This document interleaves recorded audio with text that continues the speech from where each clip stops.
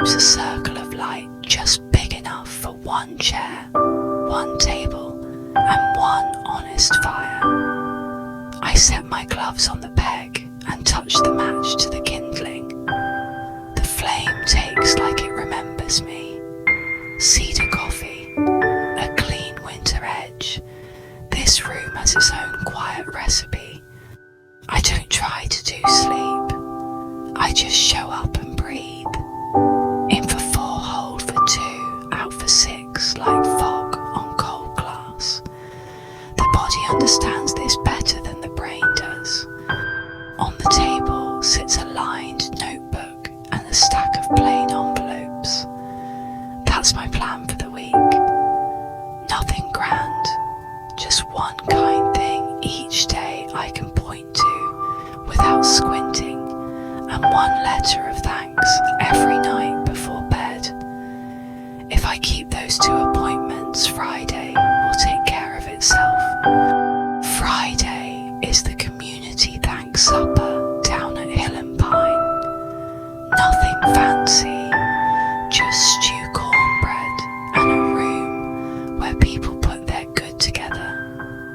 My granddaughter's chorus sings at school an hour before it starts.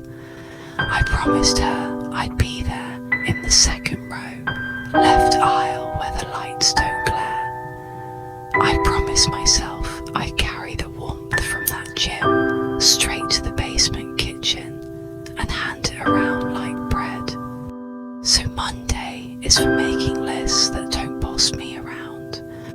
I write at the top this week's small promises. Tighten the door hinge at the school so it keeps the warm in. Stack Mrs. Bell's wood before the snow takes a mind to stay. Ask Doris what the supper still needs. Bring exactly that. Learn the name of the man in the blue cap who always waves and never lingers. Mail at least one letter that should have been mailed years ago. I add a 6th line because lists feel steadier when they end on an even step. Show up early, leave last. The kettle hums agreeable. I pour hot water over chamomile and let its steam tuck itself under my nose. On the mantel, a photo leans at the good angle. My son as a teenager, my daughter at 8, both squinting into July. We don't take perfect pictures in this family. We take true ones. I pull the notebook close and turn to a page I titled Kindness Ledger last winter when January needed counting by something other than bills. I run a finger down the neat little entries. 3 hands for 1 spoon at the storm supper. Mr. Henry's pencil. Doris's pious bridge.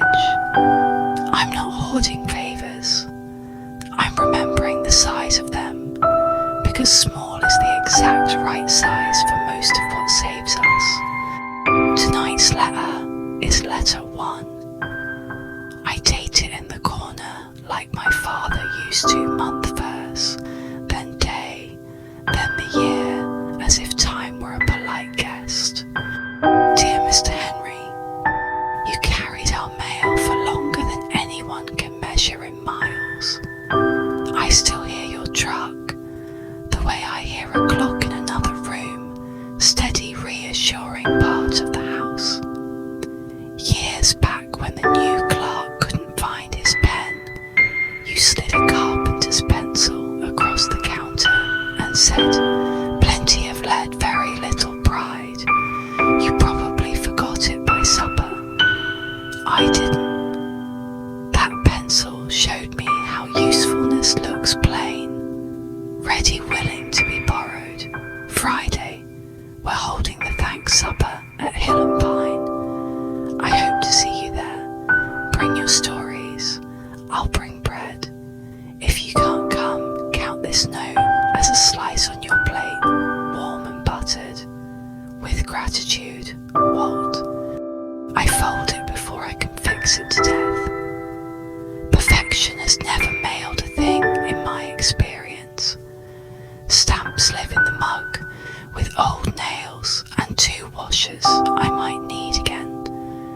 I seal the envelope, set it under the small brass weight that used to be a doorstop in a different house, a different decade.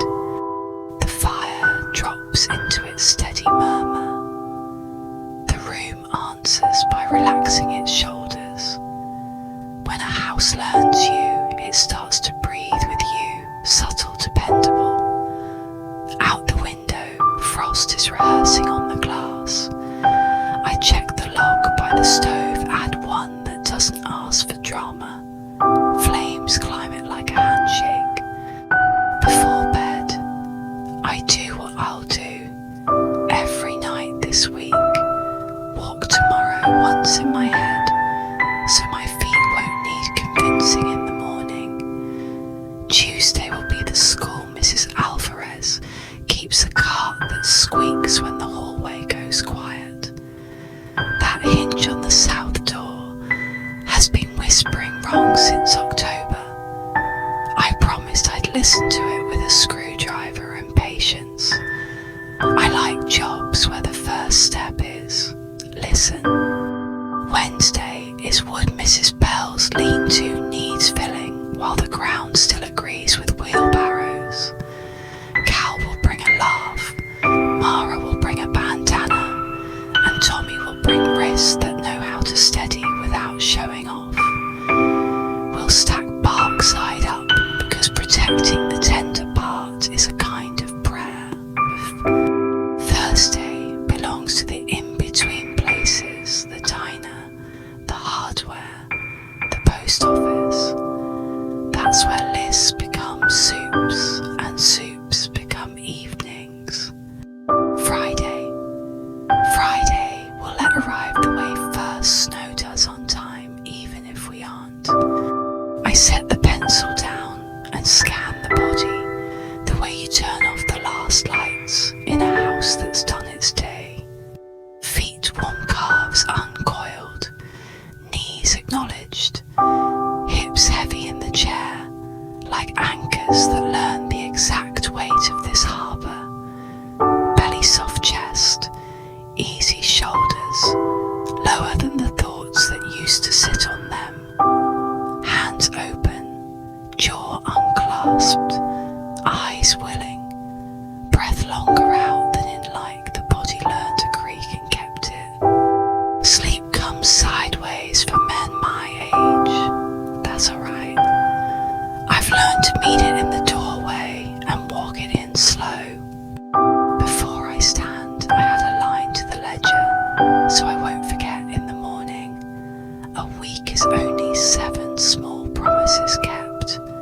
I underline small, not to make it louder, but to keep myself honest. I blow out the lamp, but the room stays kind. The valley holds still enough to hear its own heart. The fire settles. The stovepipe clicks. The clock approves of the hour. Tomorrow, we tighten a hinge, so a door knows its job. Then we'll write letter 2 to the person whose hand wrapped mine in a warm towel. Wants no fuss, just care. By Friday, if I do this right, I won't have to make a speech at the supper. I'll just hand around what the week made warmth with butter and say, thank you for being the kind that lasts. For now, friend, one more breath in gentle. Hold kindly out longer than you think you need. Let the cabin finish the count without you. It's good at that. Morning sits on the valley like a folded quilt, cool, heavy kind. I warm my hands on the mug and walk tomorrow in reverse, just to check my footing. Friday's supper, Thursday's errands, Wednesday's wood, today's hinge. Good.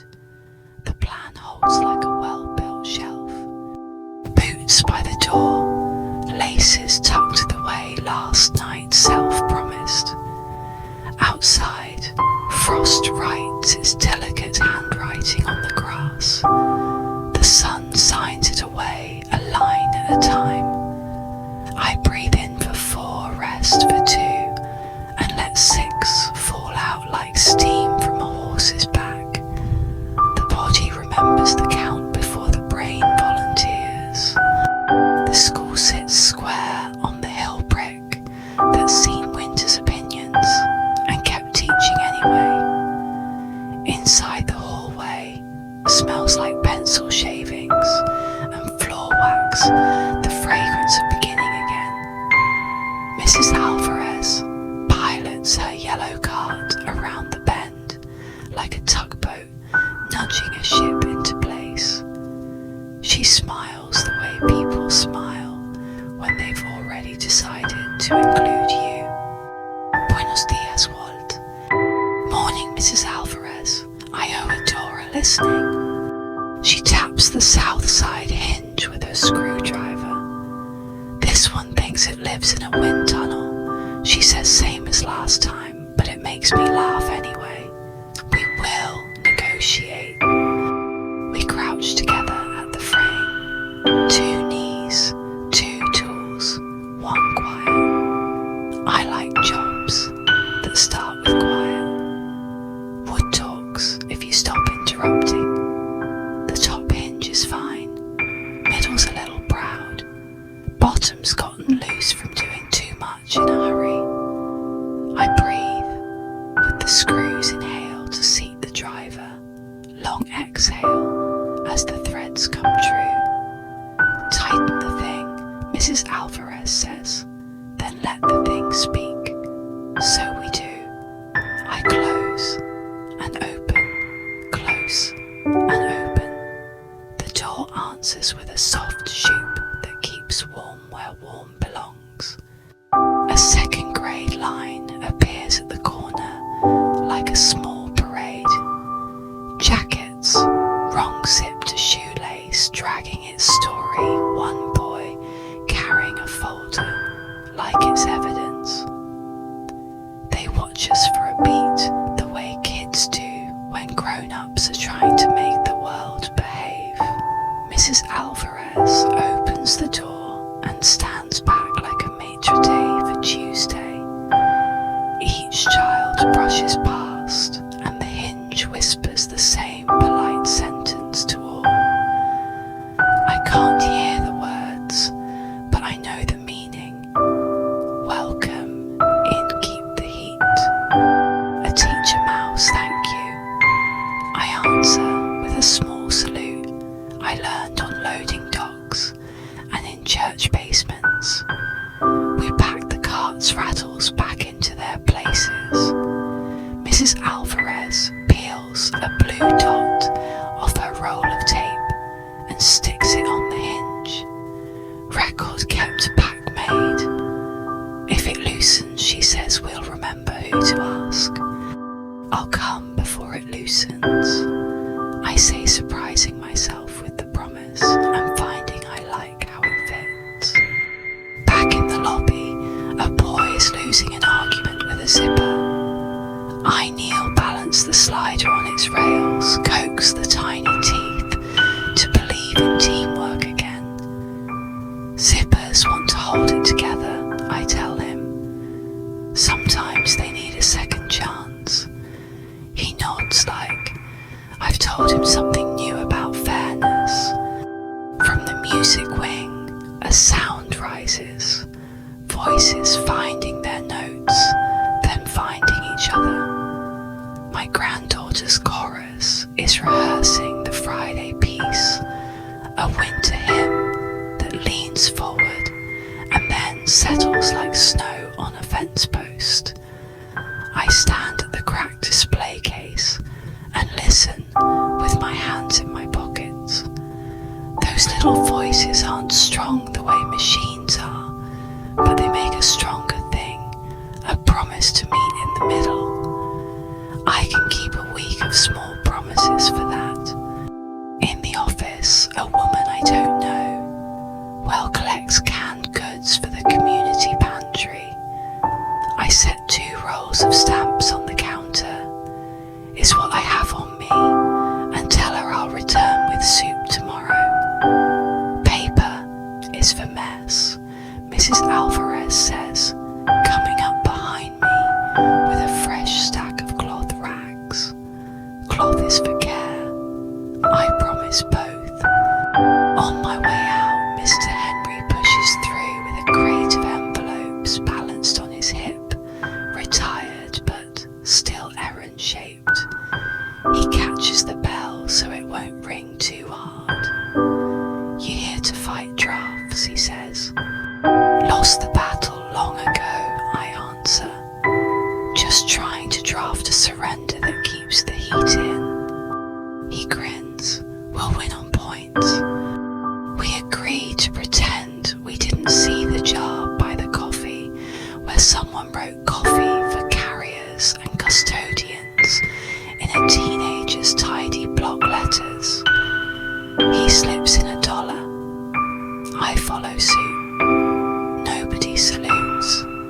Outside, the air tastes like aluminum and pine. Tuesday stretches ahead like a road with the right amount of shoulder. I stop by the hardware store. Old man Haskins counts nails into a brown bag and drops in 2 extra for the universe and interest payment he's been making since '74. "You still writing letters?" he asks. "Every night this week," I say.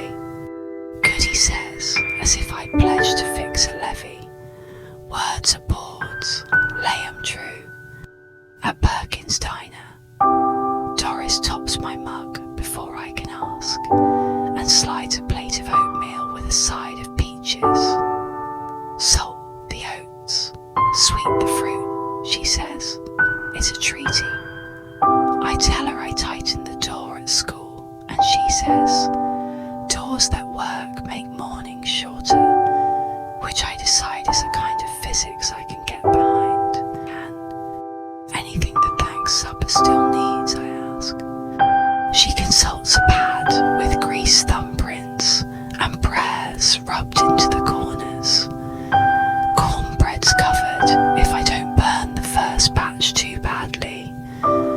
We could use towels that know the difference between drying and polishing.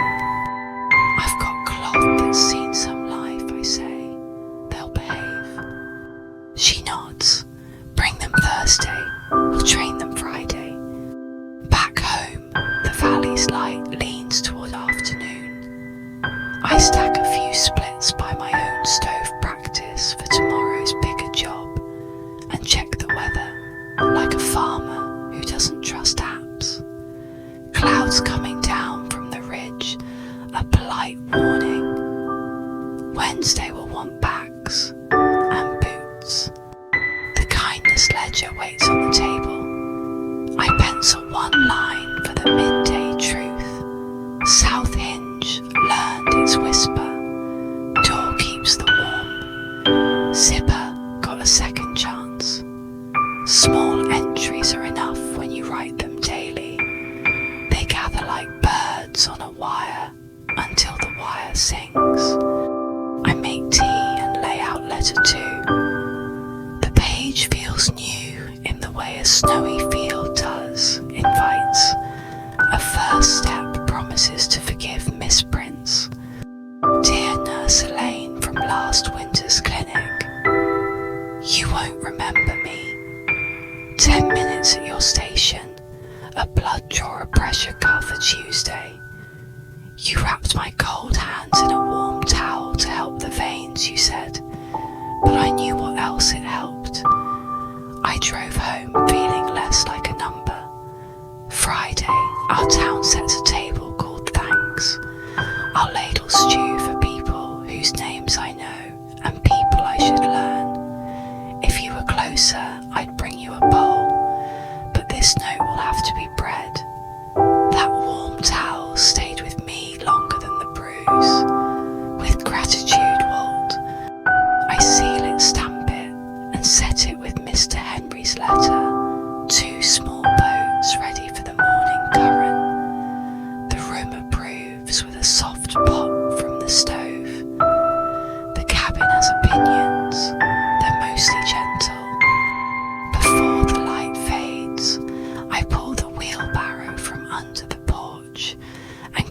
the squeak that makes dogs look up. I check the air in the tyre with my thumb and promise it tomorrow's work.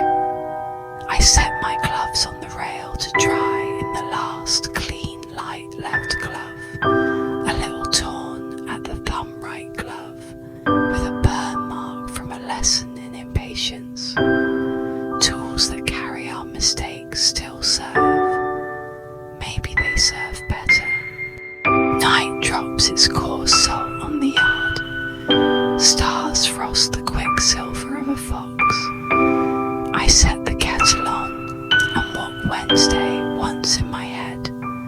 Cows laugh, Mara's bandana, Tommy's quiet wrists. Mrs. Bell will say coffee that can hold a nail upright, and we'll all pretend to be surprised and then drink it like a cure. I add a line to the ledger so I don't let memory over-polish it later. Fixed one hinge, one zipper, one mood. That's enough for a Tuesday. The body asks to be noticed the way a good neighbour knocks and doesn't ring. I answer with the checklist that's becoming muscle. Feet warm, weight set down. Calves ropes coiled, not knotted. Knees thanked, no speech, just thanks. Hips two hinges that learn their whisper too. Belly soft, bread rising. Chest door that swings true. Shoulders pegs, not coat hooks tonight. Hands open a little proud. Jaw unlatched. Eyes heavier than reasons to keep them open. One more breath. In for 4. Rest for 2. Out for 6, like blowing on kindling that already decided to take. The room lowers its own lamps. The world outside goes about its business without me for a while, which is a mercy. Tomorrow we stack what July saved for February. We'll make a wall that keeps cold on its side of the conversation. We'll tell stories between wheelbarrow loads and learn a new sentence to carry home. And I'll write letter 3 before bed, maybe to old man Haskins for the extra nails, or to Doris for reminding me treaties can be cooked. For now, I let the hinge, the door, and the day hold. Sleep comes in like a custodian after hours turning off lights in rooms I forgot. I don't argue. I hand over the keys. Morning stands on the porch like an old friend who knows the latch. I breathe in for 4, rest for 2, and send 6 out over the rail, watching it lift like steam. Workday, the kind that makes a sandwich taste like a holiday. Gloves on the peg, wheelbarrow tire, checked with a thumb thermos capped. The road to Hill and Pine wears frost in the ditches, white cursive, the sun will erase by mid-morning. I walk my promise, once more in my head, show up early, leave last. Mrs. Bell's place sits square, and a little stubborn porch sagged just enough to prove it's carried years without complaint. Smoke threads from the chimney. She swings the door with an apron wave. You angels came with elbows. She says same greeting every winter. Coffee that can hold a nail upright. Cal's truck noses the pile. His laugh shows first, then the man. Mara climbs down with a red bandana and a box of biscuits wrapped in a towel that used to be white. Tommy sets a tidy fan of wedges and the mole like he's laying silver for company. A 4th figure walks up the drive. Blue cap careful eyes the waver from town who never lingers. Name's Evan, he says, offering a hand like a level I'd stop waving and start helping. Walt, I answer, and the week's fourth promise, learn his name, lands with a satisfying click. We find our places without fuss.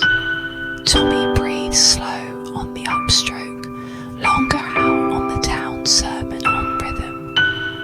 Cal runs the barrow like a man who's flipped enough to respect gravity. Mara stacks two this way, two cross corners true so the whole will hold. I settle into lift turn set. Park side up, protect the tender part, as Mrs. Bell's father taught. The first minutes make their usual introductions, hand to haft, boot to mud, back to task. Words follow a beat later. Remember 08 Cal calls, ice on the lines like glass candy. Mrs. Bell sorts kindling on the porch rail. Grilled eggs on the barbecue, she says. Joe read the seed catalogue like a love letter. Best fiction there is, Mara laughs. Tomatoes that grow themselves and never split. We stack and trade and breathe. In on the gather, out on the give.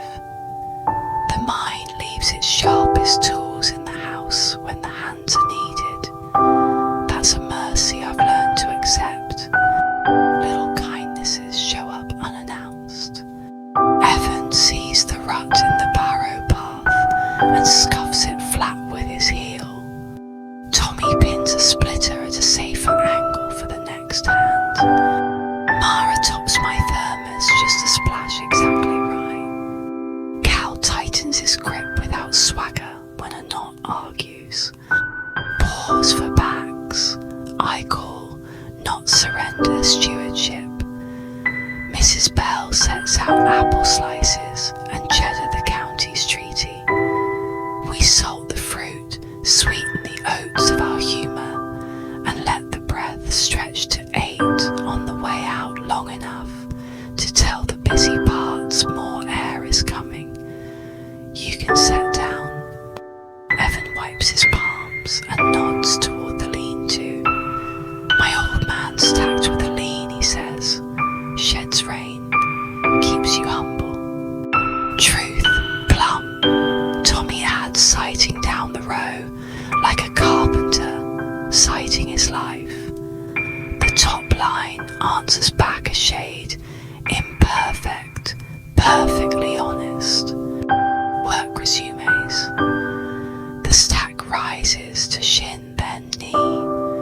We meet a knot that wants to stay a family. Tommy flips it. Mara finds the seam. I set the wedge. Evan gives the persuading tap. The wood sighs apart, revealing tight rings where years were hard, wider ones where they were kind. Some things don't take force. Mara says, setting the halves like a blessing. You asked them different. We spool a porch rail back into order, Cal swinging the hammer, me catching the end true. Nails seat with the rhythm of things agreeing to be together. Mrs. Bell lays a palm on it the way you check a boy's fever. That's enough, she says, and enough is plenty. A little emergency shows up. Barrow hits. A divot dumps a shining spray of splits. Cal starts. A swear swallows it whole, grins. 10-hand scoop. Wood shakes off the wet like a dog. Load remounted in a minute. Nobody blamed. The pile seems taller after that. Not because it is, but because we are. Second breakfast, Mrs. Bell declares. Fried eggs, toast triangles, pepper from a tin older than any of us. We eat leaning against the work we've done. The stack leans back steady as an old friend's shoulder. The dog steals an apple slice with courtly manners. We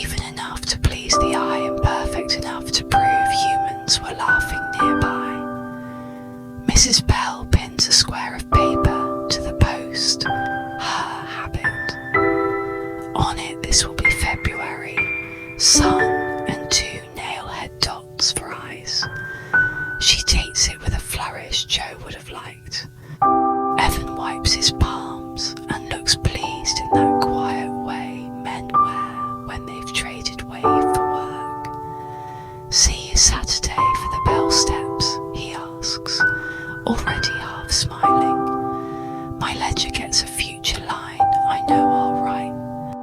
We coil the extension cord, stow them all, just a little better than we found it, love in advance for future hands. Mrs. Bell presses a pair of clean mended wool socks on each of us from a basket that seems bottomless. Toes no, she says. We pretend to argue. She wins like always. On the walk back, arms used not used up, I let the road do its quiet recalculations. The valley has a way of smoothing me to the right shape for my own life. At the cabin, the door knows my step. I set the borrowed barrow by the stairs to return. Later, lay my gloves on the rail to steam. The stove takes a split with the pleased murmur of a job that expects to go well. Kettle on, boots by the mat, body grateful in a dozen small places. The kindness ledger gets its line while the tea thinks. Oct 29 stacked with Cal, Mara, Tommy, Evan, Bluecap, no more. Bark up, corners crossed. One knot asked us different. One barrow baptized, 10 hands saved. Mrs. B's sign, February, sun, socks that know. Under it, smaller for myself. Work with others turns weight into story. Story carries back. I sit and let the breath go where it wants, which is longer out than in. The lamp throws a circle. Time slows enough to be folded. Letter 3 is plain paper square hand. I don't over polish it. Dear Mrs. Bell, today felt like the good kind of tired. Your coffee did in fact hold a nail upright. The stack looks even from the road and kinder up close. Joe's line cut in July. Say I love you in February. Kept time for us between the thock of the moor and the squeak of the wheel. Thank you for the socks and for letting a man feel useful without needing a speech about it. When February asks where warmth comes from, we'll point at the lean-to and say, from July, from neighbours, and from a woman who knows how to turn apples and cheddar into a treaty. See you Friday at the thanks supper. I'll bring towels that can tell drying from polishing, just like we promised Doris. With gratitude, Walt.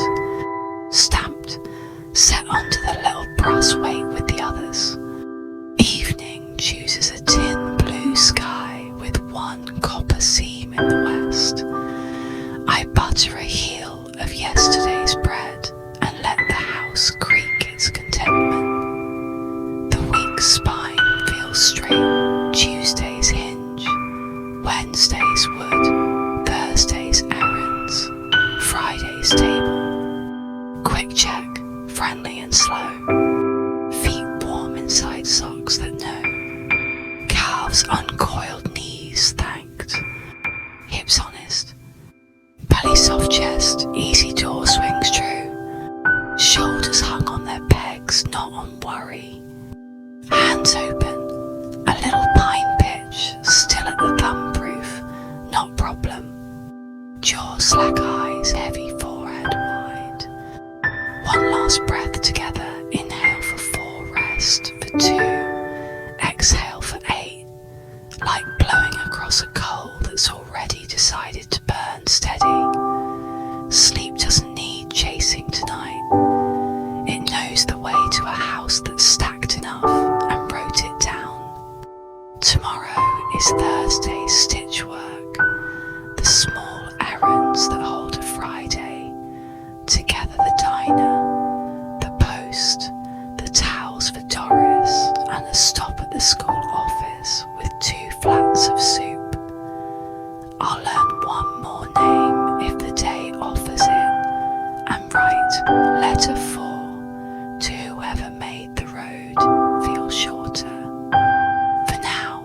let the fire and the ledger keep watch.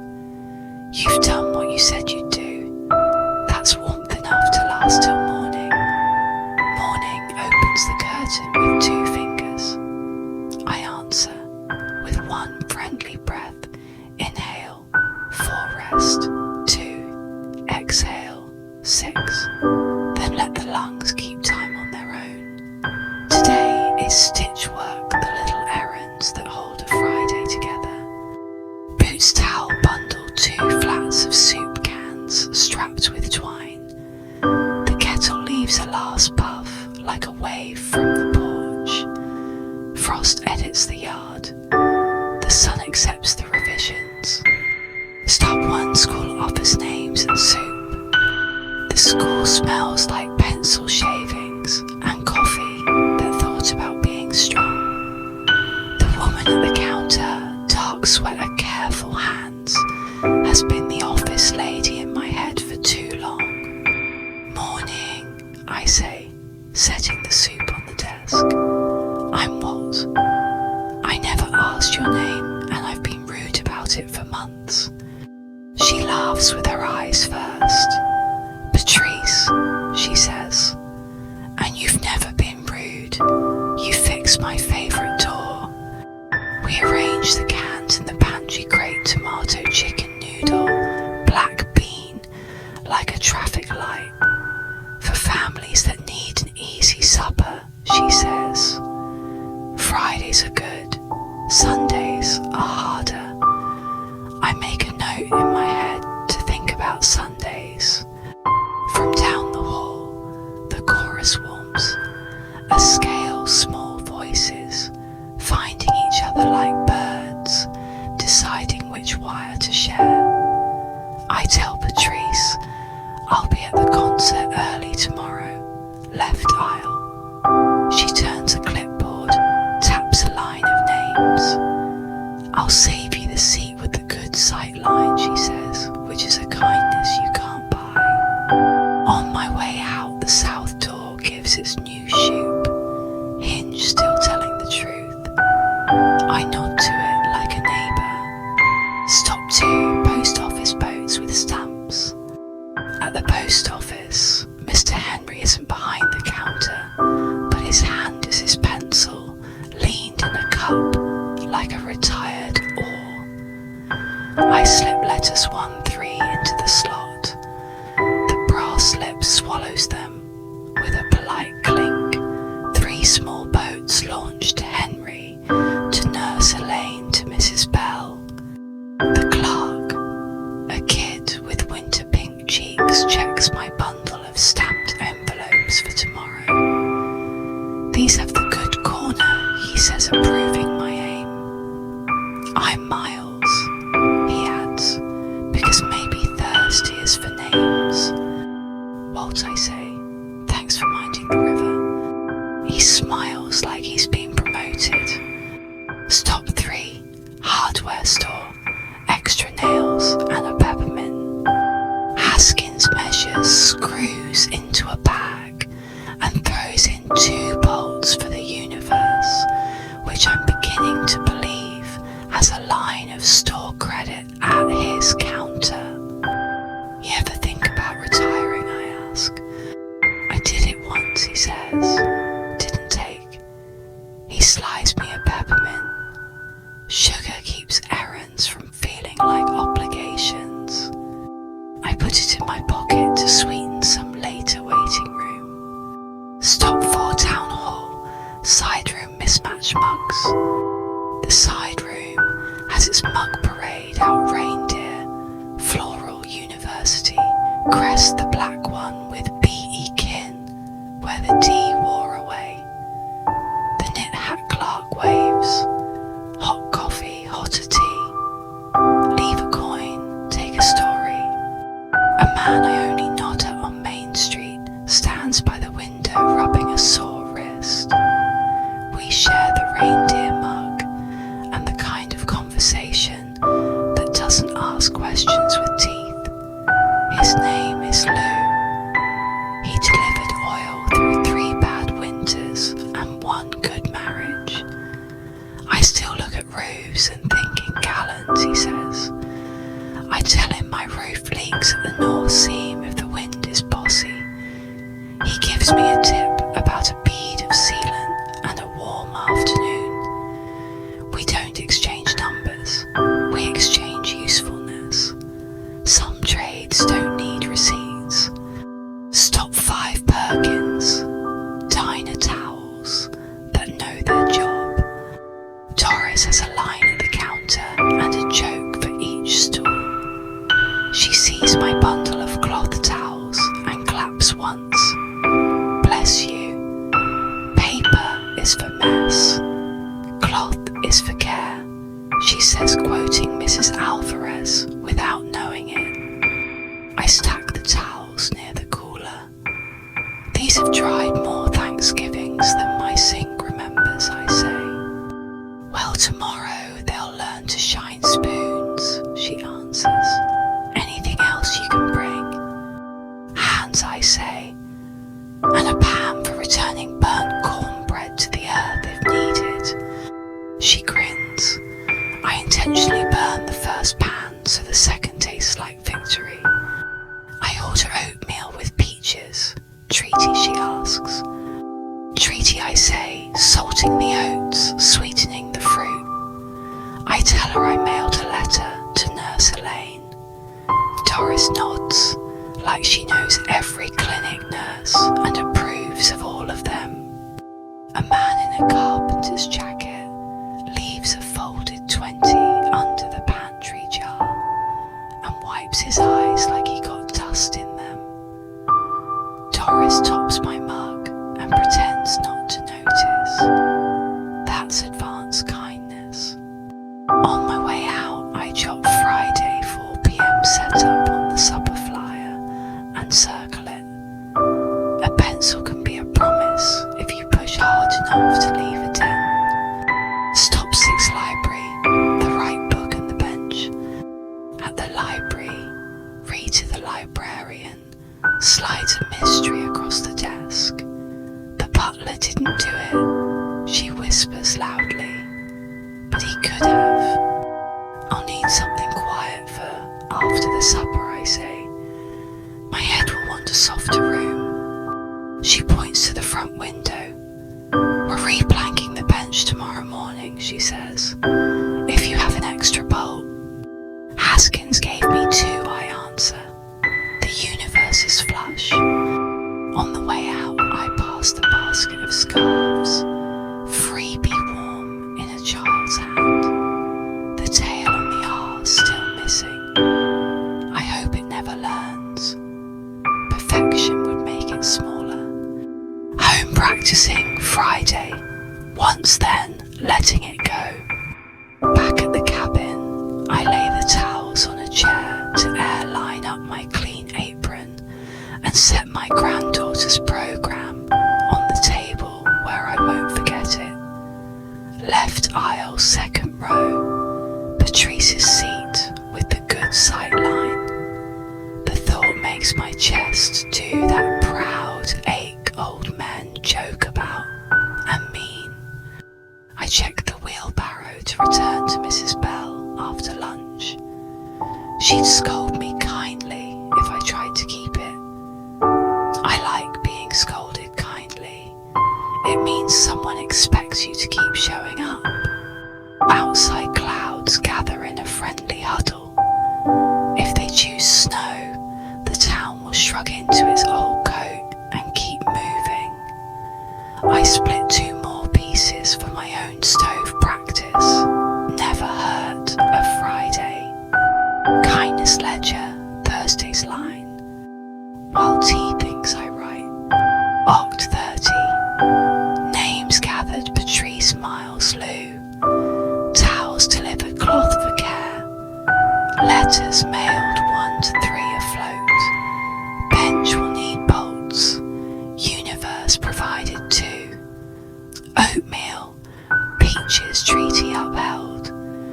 Chorus saved me a seat. Under it I had a private nudge. Remember Sundays. Letter 4 to Doris. Plain paper, square hand. Don't send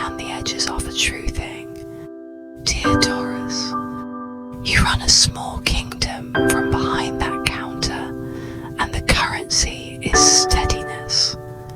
I've seen you slide by like a bridge, call a coffee on the house, when the house needed the kindness as much as the customer did, and turn towels into a ritual. Tomorrow we'll feed the valley. If your first cornbread burns, I'll be the one carrying it out back like a flag.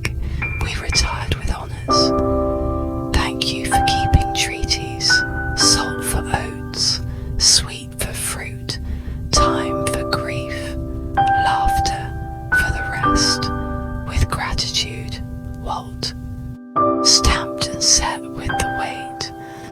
I think about writing letter 5 to Rita, but Friday deserves one letter at a time. There's a sweetness in leaving tomorrow some ink. Evening check and a small rehearsal. I stand at the sink and wash 2 mugs today's, and one from Wednesday I pretended not to see. The water warms my fingers back to usefulness. I dry them with a towel that knows the difference between shining and scratching. Doris would approve. I rehearsed Friday, once leave early for the chorus sit. Webertree saved me. Hand my granddaughter a silly flower from the grocery, a gerbera that thinks it's a sunrise. Clap like I mean it because I do. Drive to Hill and Pine, tie on the apron, stack bowls, ladle, stew, fetch chairs for the latecomers, keep the line moving, keep the talk kind. Look for Evan, learn who he becomes in rooms with soup. Thank Miles if he wanders in with Saturday's mail by mistake. Ask Lou about the bead of roof sealant. Replace the bench boards at dawn if we can. Leave last after the floor is dry. Then I let the plan go. You hold a plan too tight and it forgets how to breathe. Outside the ridge wears a thin band of copper and then decides on blue. I set a small log on the coals. It takes like a sentence finishing itself. The cabinet proves with its tiny concert kettle. Hum clock's patient footstep. Stoves hush. My breath finds the room's tempo the way a bass finds the drummer's. Quick body scan friendly as neighbours. Feet content inside socks that know. Calves loose, knees thanked. Hips even benchmaker's hips. Belly easy, chest a door that learned its job Tuesday. Shoulders unyoked. Hands open, thumbnail clean of pitch at last. Jaw slack, tongue resting against the teeth like a cat in a warm window. Eyes heavy, forehead wide. One last breath, inhale. 4 rest. 2, exhale. 8, as if cooling a spoon before offering it to a child. I put letter 4 on the outgoing stack, lay the granddaughter's program on top so I can't forget what the week is for, and slide the apron into my bag. Friday will come on time even if I don't, but I will. The point of a week like this is showing up early and leaving last. Sleep moves through the house, turning off lights I missed. I let it. Tomorrow the valley will gather and we'll push our small good together until it becomes enough. Morning puts a gold thumb on the ridge and the kettle answers like a good neighbour. 1 easy breath, inhale, 4 rest. 2, exhale, 6. Then boots coat the little gerbera daisy that thinks it's the sun tucked into a paper sleeve. First light, the chorus that tuned the week. At the school, Patrice waves me to the left aisle, 2nd row seat. She saved the one where the lights don't glare, and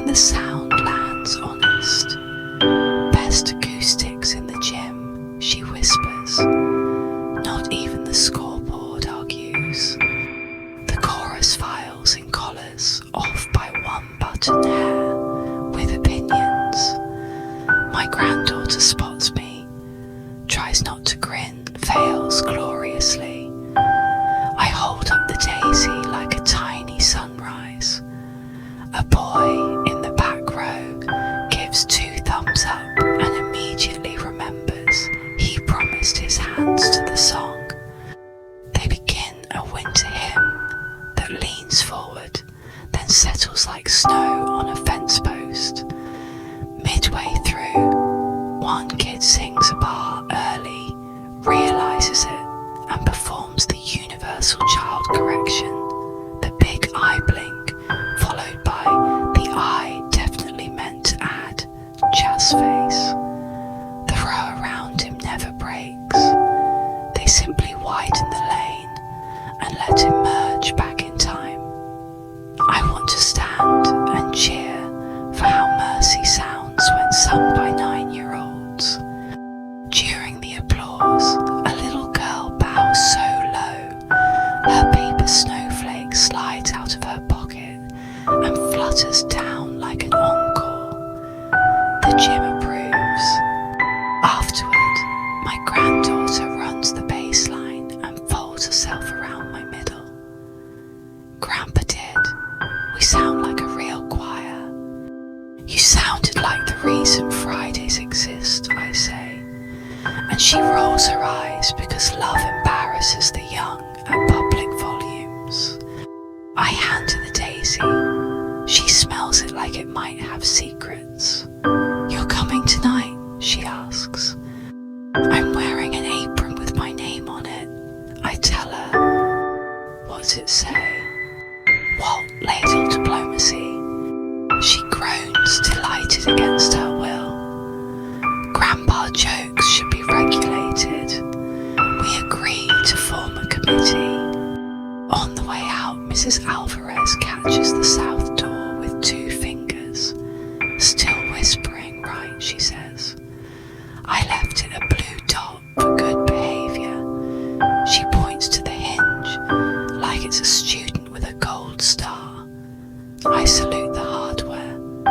Afternoon, setting the room so it can hold us. At Hill and Pine, the basement smells like onions, floor wax, and good intentions warming up. Doris arrives with 2 pans of cornbread and a third already retired for smoke-forward experimentation. We burn the first on purpose, she announces. It seasons the gossip. Haskins lays out serving spoons, and because he can't help himself, measures stew depth with a tape. 2 inches, past comfort. Perfect, he declares, writing stew 218 on a sticky note, like it's a building permit. Rita from the library drops a tote of paperbacks, labelled Take 1, reads Cozies, Weston's a book of jokes that warns, use responsibly. She winks, in case conversation needs a life jacket. Miles from the post office, wheels in a mail crate full of leftover letter paper and envelopes stamped property of kindness. He shrugs, misprints, the river won't miss them. We set a jar of pens beside it with a sign, write someone a thank you, we'll deliver what we can. Suddenly tonight has a mailbox. Lou the oil man arrives flexing his wrist. Brought a bead of roof sealant, he says to no one in particular, which is exactly the right number of people. He heads for the back entry, where the snow likes to practice infiltration. We'll make it polite. Evan Blue Cap, graduating to a name, appears with a short ladder and a bag labelled Maybe Useful. Inside, hinge screws are level and 2 slices of banana bread wrapped like trade agreements. We tie on aprons. Mine does in fact say Walt Ladle Diplomacy.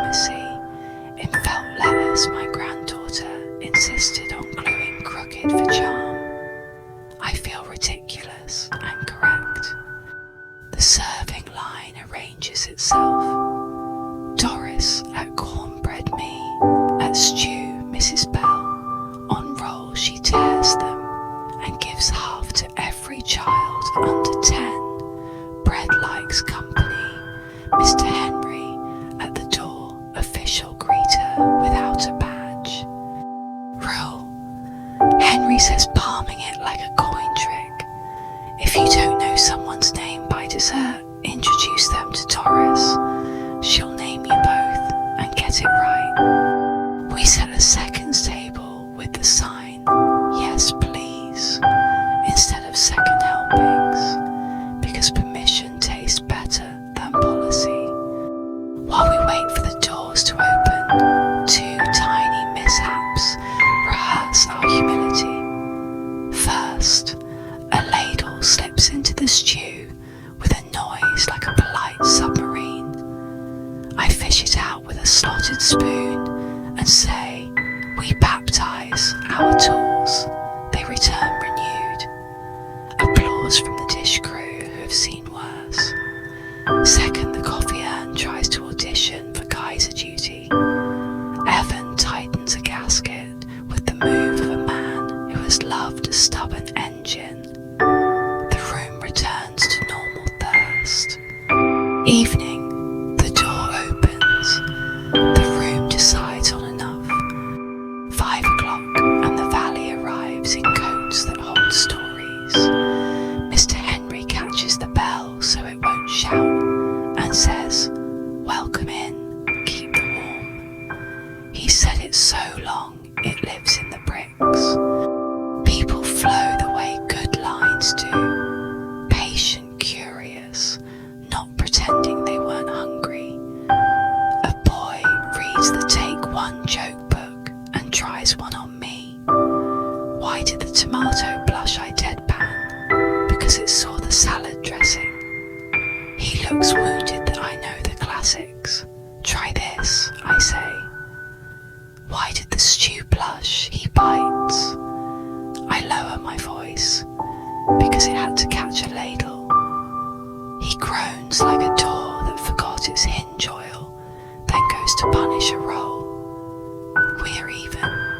A woman I don't know leaves a folded thank you note in the jar, handshaking a little. Miles sees it and says, I'll run down delivery after we mop. I realise we have invented a postal service for gratitude. The week smiles at its own reflection. At my station, I practice ladle diplomacy. Half bowl first. You can always come back. Seconds taste like victory. No cheating the vegetables, extra broth for the quiet ones. A man with eyes like frozen puddles holds out his bowl. I tell him this one's the good luck scoop, got the ladle that's already been baptized. He laughs, and I see he needed to. Mrs. Alvarez floats through with a roll of blue tape, labelling the swinging kitchen door, in on one side and out on the other, then stepping back to listen. You tighten the thing, she tells me, then let the thing speak. The door answers with the efficient shoop-shoop of a hallway that has found music. She nods. Friday will be proud.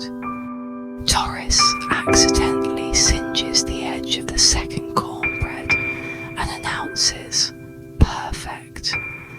It remembers what the first one learned. The room approves of cornbread with a backstory. Haskins prowls the line like a benevolent building inspector. He picks up a spoon, holds it to the light.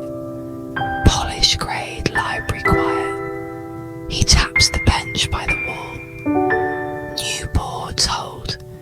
Who did it? Rita and Lou raise their hands like kids who actually did the homework. He stamps the air. Approved. Between waves I sneak a bowl to Evan. For the man who brought may be useful, I say. He gestures at the crowd.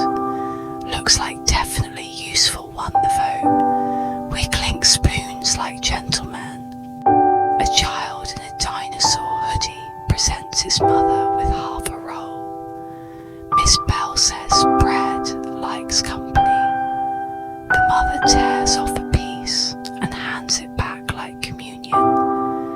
Mrs. Bell pretends not to watch and definitely watches.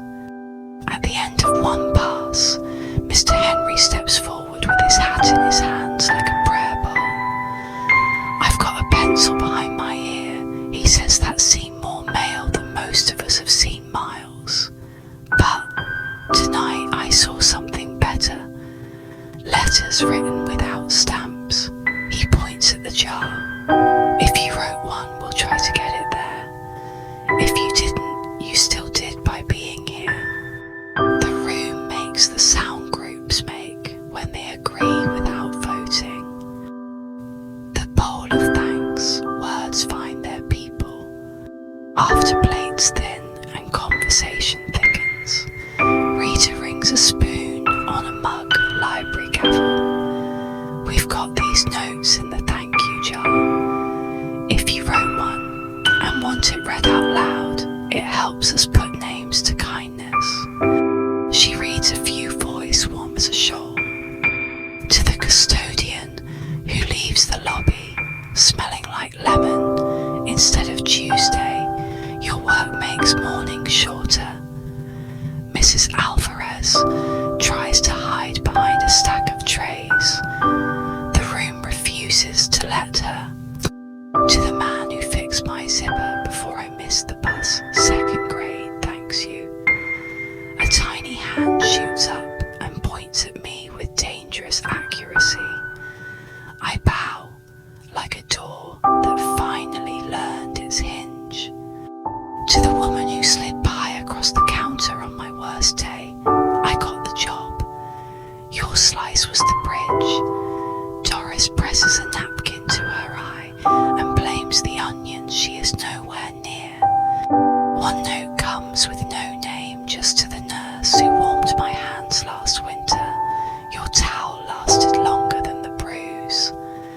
I put my palms on the table because that is where gratitude landed. Miles raises his mail crate. "I'll make a special route," he says. "Gratitude Express." Haskins clears his throat. "If the address is missing, we'll deliver to the general store of the soul." He is only half joking. That's the half I love most. A tiny crisis that teaches us again. The power hiccups once, twice, then steadies.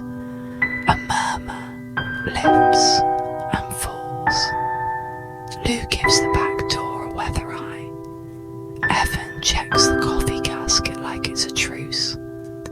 Mrs. Alvarez flips a breaker with the muscle memory of a woman who keeps lights on for a living.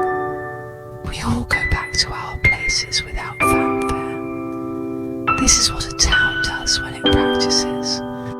A toddler upends a cup of water. Patrice, who has slipped in after the concert, kneels with a towel. This one knows, polishing, not scolding. She says dabbing sneakers that have seen better puddles. At the sink, a teenager volunteers for dishes. Rubber gloves up to the elbows like bright armor. "I like jobs with endings," he says. "These get done and stay done." I promote him on the spot to chief of completed things. He bows with a flourish that would have shamed my younger knees. Closing the sound rooms, make after a good night. By 8 tables thin, by 9 floors clean, we stack chairs into small cities. The air has that after-storm clean, where you can hear the clock from 2 rooms away. Mr. Henry tears a last roll and shares half with a child who came back for a final orbit. Even bread likes one more company, he says. Doris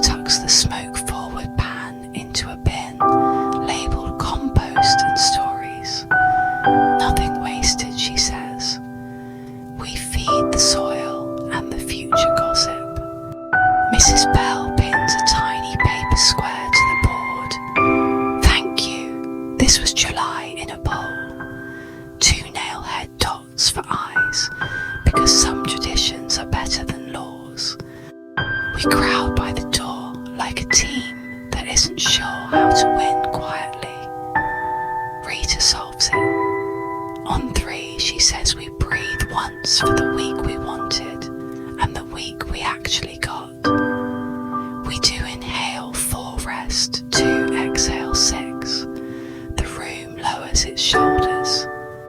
People drift out in pairs that did not arrive together. The river that is us keeps moving kindly. Home, what the ledger kept and the night returned. Back at the cabin, I set the apron on the chair like a flag that did its duty. The stove accepts a modest log and promises to make much of it. I wash the ladle like I'm thanking a friend. Hang the towel my granddaughter used to dry spoons, the one now wearing a constellation of polka dot damp. The kindness ledger opens to a fresh page. Oct 31. Thanks supper. Doors whisper right. Bread shared in halves. Core and bread burned into legend. Notes written without stamps. New names practiced out loud. Evan Miles Lou. Ladle baptized. Redeemed recommissioned. Chorus. The reason Fridays exist. Under it in smaller letters, a man might only read to himself. Enough learned my name tonight. I learned its too. I think about letter 5. The page waits like a porch light. I write to my granddaughter in a hand she can read now, and maybe again one day when she needs to. Dear kiddo, your choir tuned the whole town. When you sang, people remembered they were people. I wore an apron. Your glue made crooked and correct. One day, you'll be in rooms where it feels like your note came too early. Keep singing. Good folks will widen the lane until you find the song again. And when it's your turn, widen the lane for somebody else. Love, Grandpa. Stamped with a heart drawn like 2 nail heads for eyes. Miles will get it there. Or if not, the general store of the soul will. The house asks for the last small kindness. Notice the body. Feet tired in a way that teaches. Calves' robes coiled ready for tomorrow, but not asked. Knees praised without sarcasm. Hips hinges that held. Belly settled. No ledgers due. Chest a door that opened and kept the warm. Shoulders hooks, empty pegs, proud. Hands clean nicked dear. Jaw unlatched. Mouth curved at the memory of the stew's baptism. Eyes heavy with the weight you want. One long kindly exhale longer than you think you need. The fire counts the rest. Tomorrow will be ordinary again. A bench to check a roof seam to bead. When the sun warms the shingles. A pencil to sharpen a fox to admire if it writes its cursive on the yard.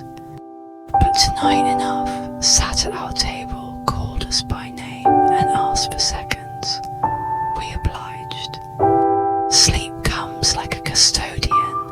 At last call, turning off the lights you missed, humming a tune the chorus taught her. I hand over the keys. Morning arrives in working clothes. No necktie. Good boots. The house knows we're not in a hurry, but we're headed somewhere. 1 easy breath inhale. 4 rest. 2 exhale. 6. And the week clicks forward like a well-set latch. On the table, my apron from last night, glue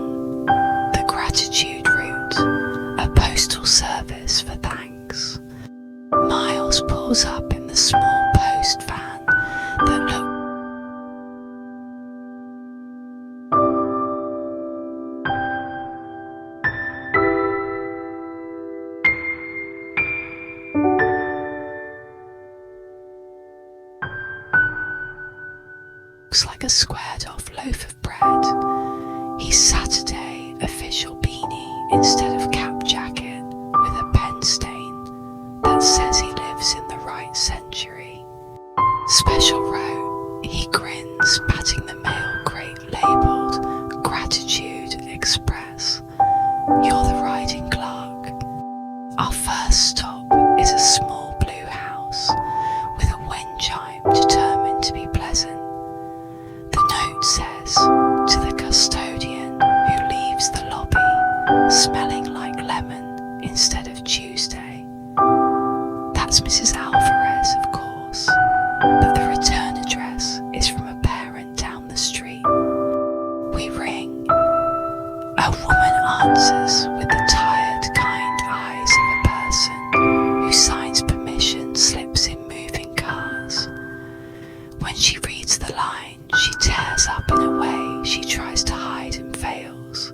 I wrote it in the parking lot, she says, embarrassed and proud at once. I wanted my kids to know who really keeps the place from falling apart. Good note choice, Miles says, writing, delivered in careful block letters as if he's stamping something in the soul. Second stop is a farmhouse where the mailbox leans like it has stories. The envelope reads, to the man who fixed my zipper before I missed the bus. Second grade. Thanks you. The father laughs when I introduce myself. From the doorway, a freckled general salutes me with a straw of chocolate milk. Sir, he says my coat works now. I salute back. His mother mouths, thank you. I point to the hinge of the screen door. This one whispers right, she grins. After Thursday it does. We roll on. Some notes we tuck indoors. Some we hand to puzzled people who open them, read and stand a little taller. Haskins gets one that says, for the extra bolts you call the universe, turns out the universe noticed. He pretends to scoff and immediately tapes it to the pegboard between 3 8-inch washers and reasons to keep going. At a weathered duplex, we find the addressee missing. Moved last spring, the neighbour says. Miles hesitates, not wanting to fail a letter that tried. General store of the soul, I suggest. He smiles. Front counter, he declares, and slides it into the crate's undeliverable but true slot. There's a place for everything if you're kind enough. By late morning, the crate is thin, and our van smells like paper coffee and small victories.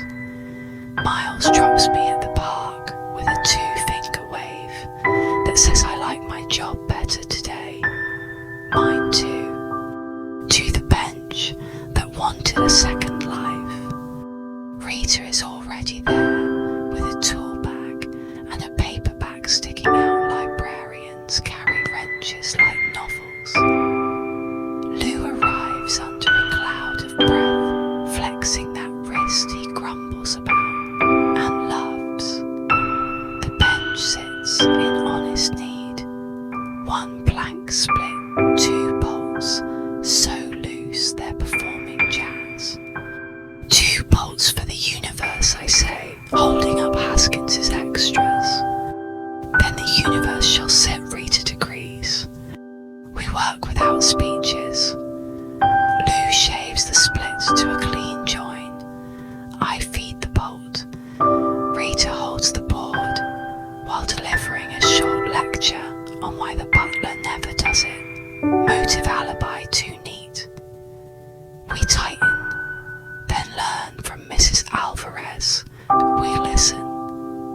The bench answers with a small wood throat. That means yes. A kid scoots by on a scooter, stops watches like it's TV. Are you allowed to fix that? the Department of Public Sitting. Rita says deadly serious. He nods, impressed beyond repair, and zips away to report to his constituents. We sit first because that's the law of new things, break them in with gratitude. The bench takes our weight and offers something less heavy back. I still think in gallons, Lou says, after a minute, scanning roofs like they're old friends. And you, letters, Rita says. Some days I shelve hope by the author's last name. Doors and hinges, I say, and soup ratios. Ladle diplomacy is real. We stand satisfied. The bench looks more itself. That's the point of fixing. Not making a thing new, making it truly what it is again. 3 the roof seam and 1 warm bead. Back at the cabin, the sun has softened the shingles, Lou's perfect window. He coaches from the ladder like a small town orchestra conductor. Slow bead, he says, let gravity think, don't fight it.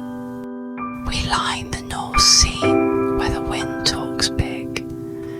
1 careful squeeze, 2 steady fingers, a quiet amen from a man who's resealed more winters than I've got sweaters.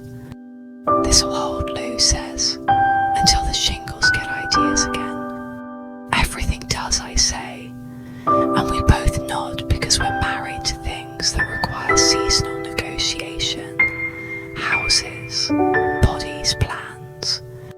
Lou eyes the lean-to of my own winter wood and tilts his head. Park up, he approves. Protect the tender part, I answer, and the bench, the door, the week, all of it feels like one sentence. He leaves me the extra sealant for a cocky cutter and a slice of banana bread from the maybe useful bag. It tastes like victory, pretending to be breakfast. 4 returning what isn't mine and getting more than I bring. I wheel Mrs. Bell's barrow back like a contrite nephew. She meets me on the porch with a towel over her shoulder and a smile that forgives before you confess. Thought about keeping it, she teases. I like being welcome here, I say, handing over the handles. She pours coffee that can hold a nail upright and sets a plate with cheddar and Apple's County Treaty in perpetual session. I read your letter, she says casually, which means it lives under a magnet on the fridge. Joe would have argued about your comma on line 3, then agreed with everything else. We stand by the February sun sign she pinned yesterday. The stack hums its low winter hymn. You ever notice, she says, how a pile of wood looks like a promise you can underline? I do now, I say, and underline it with my eyes. On my way out, she presses an empty jar into my palm. For soup screws, or thoughts, she says. All 3 keep better with a lid. I pocket a grin and the jar. 5 ledger lines and letter 6. Back home, the cabin has that post-errand quiet where clocks finally get to be heard. I rinse the mud off my boots like I'm apologising to the floor and set the banana bread plate next to the ledger fuel for writing. Kindness ledger Oxy 31 + 1 Saturday. Gratitude, wrote with Miles. Letters delivered 1 to the general store of the soul. Bench repaired with Rita and Lou. Issued a public sitting permit. Roof seam 1 warm bead win negotiated. Barrow returned on time, jar gained. Saw 3 different faces stand taller because of paper and stamping. Under it smaller for future what fix. Then listen. Hinges, benches, people,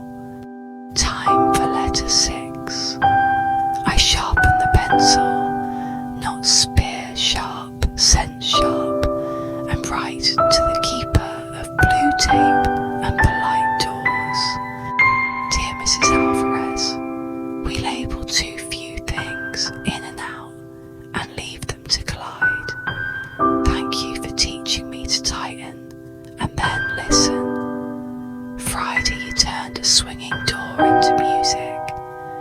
Today I ran a little route with Miles delivering notes from the jar. Your lemon lobby got one. If labels were medals, I pinned care on your cart and enough on your sleeve. If you ever need a hinge holder or a second pair of ears knock, I'll bring a screwdriver and a towel that knows polishing from scolding. With gratitude, what? Stamped, set with the weight. Miles will find it Monday. If not, the general store is open late. I consider letter 7 to Evan for trading wave for work. That one belongs to Sunday night. Some thanks taste better after 24 hours like soup. 6. A small funny detour that got us where we needed. Around mid-afternoon, Patrice texts through the school's mysterious parent network, lost and found, exploded. Any chance you know a zipper whisperer? I do not love phones, but I love zippers and honesty. At the gym we find 2 crates that smell like rain and seasons. Patrice hands me a jacket. Think we can fix this? She asks. We can fix the idea of it, I say, and we both laugh because it's true. 10 minutes, 1 pair of pliers, and a joke about ladle diplomacy's cousin, Zipper Diton, and the slider behaves like a citizen again. A kid wanders by and asks if we take requests. Only if they're in B flat, I say, and he stares at me like I invented dad humour. Patrice snorts into a sleeve she was pretending not to fold. We put the crates back neater than we found them. The world is not saved, it is improved. 7 evening comes with soft pockets. The sun tucks itself under a ridge of tin blue and copper, my favourite combination in the sky's wardrobe. I set a log on the coals and it clicks into the week's grammar. Tuesday's door, Wednesday's wood, Thursday's towels, Friday's table, Saturday's roots, all nouns, slowly turning into verbs. I open the empty jar from Mrs. Bell and drop in the peppermint from Haskins and a folded scrap that reads, bench permit approved. A jar for proof that we meant it. Before the light leaves completely, I walk outside and put my palm flat on the repaired bench. Cool wood. True. I sit a minute. The valley breathes. Someone's dog reports on the squirrel situation from 2 streets over. The post van hums far off the sound of promises kept on a weekend. 8 body check, same language, new details. Feet, honest tired, like they've been useful, not used up. Calves ropes on pegs, no knots, no bravado. Knees a warm hand's worth of gratitude on each. Hips aligned with the bench and the day. Belly bread dough, soft banana bread helped. Chest door that swings true and keeps the warm. Shoulders hooks, empty pegs, proud. Hands smell faintly of lemon and pencil. Saturday's clone. Jaw unlatched, mouth holding a small unearned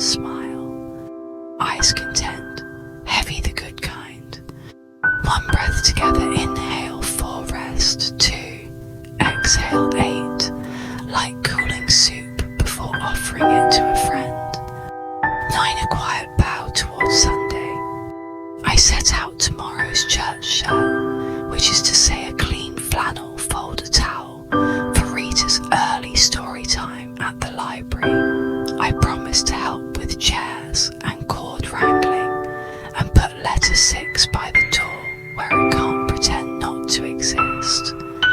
The kindness ledger stays open on the table, not dramatic, just ready.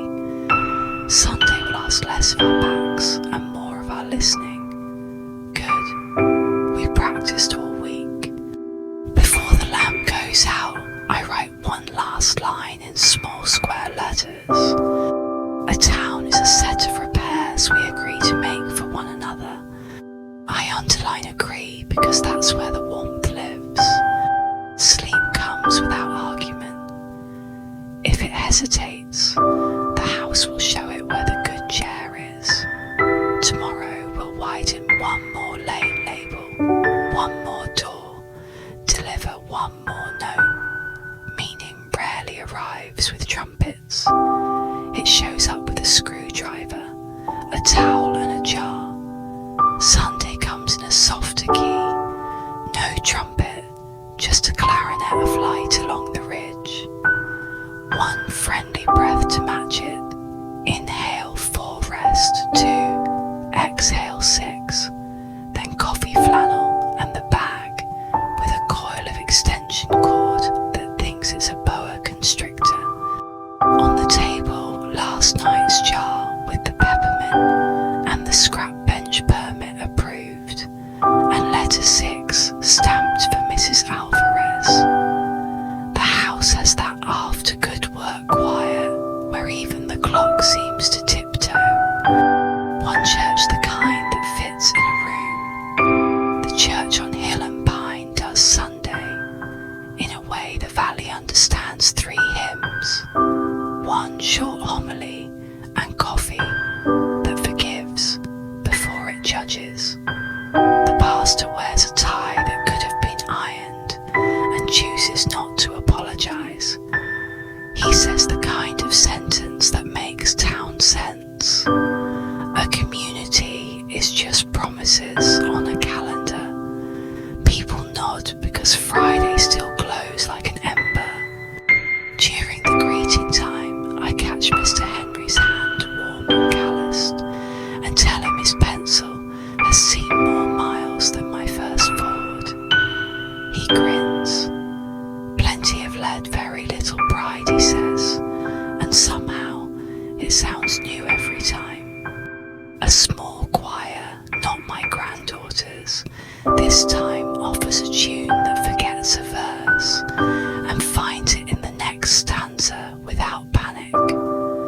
Mercy has muscle memory in this room. On the way out, Doris presses a Ziploc into my palm, 2 smoke-forward cornbread corners. For the compost, she deadpans. Or the sentimentalist. I choose sentimentalist. The compost can have Monday. 2 library, storytime chords and clouds. The library opens its arms for Rita's Sunday story hour. I'm on chair duty and cord wrangling. We make a circle for the small crowd toddlers who believe books are edible grandparents, who know they are but choose not to say so, and parents with faces like maps of naps. Rita starts with a picture book where a town built a bridge, one plank at a time. Who brings the next plank? She asks. Hands fly.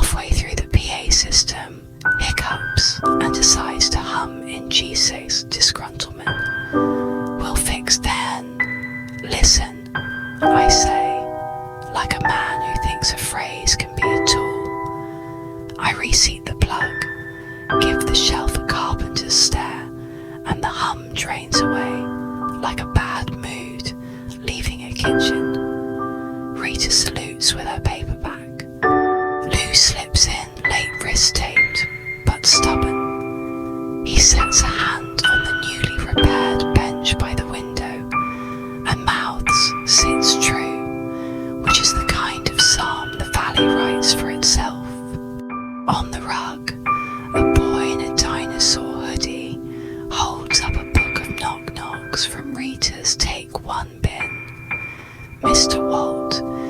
He says, knock, knock. Who's there? Ladle. Ladle who? Ladle diplomacy, he crows, and the parents groan in the exact key I was hoping for. I bow as if this were art. The best surprise is Nurse Elaine off duty in a sweater, the colour of tea with milk, ushering in a young niece who wears a sticker that says, "Hello, I'm not tired," a lie told bravely. I don't say anything at first. The letter won't reach her until Monday, and I don't want to steal Monday's job. But after the story's near the returns cart, I say, "Last winter you wrapped my hands in a warm towel." I've had a year to think of what to call that, besides professional.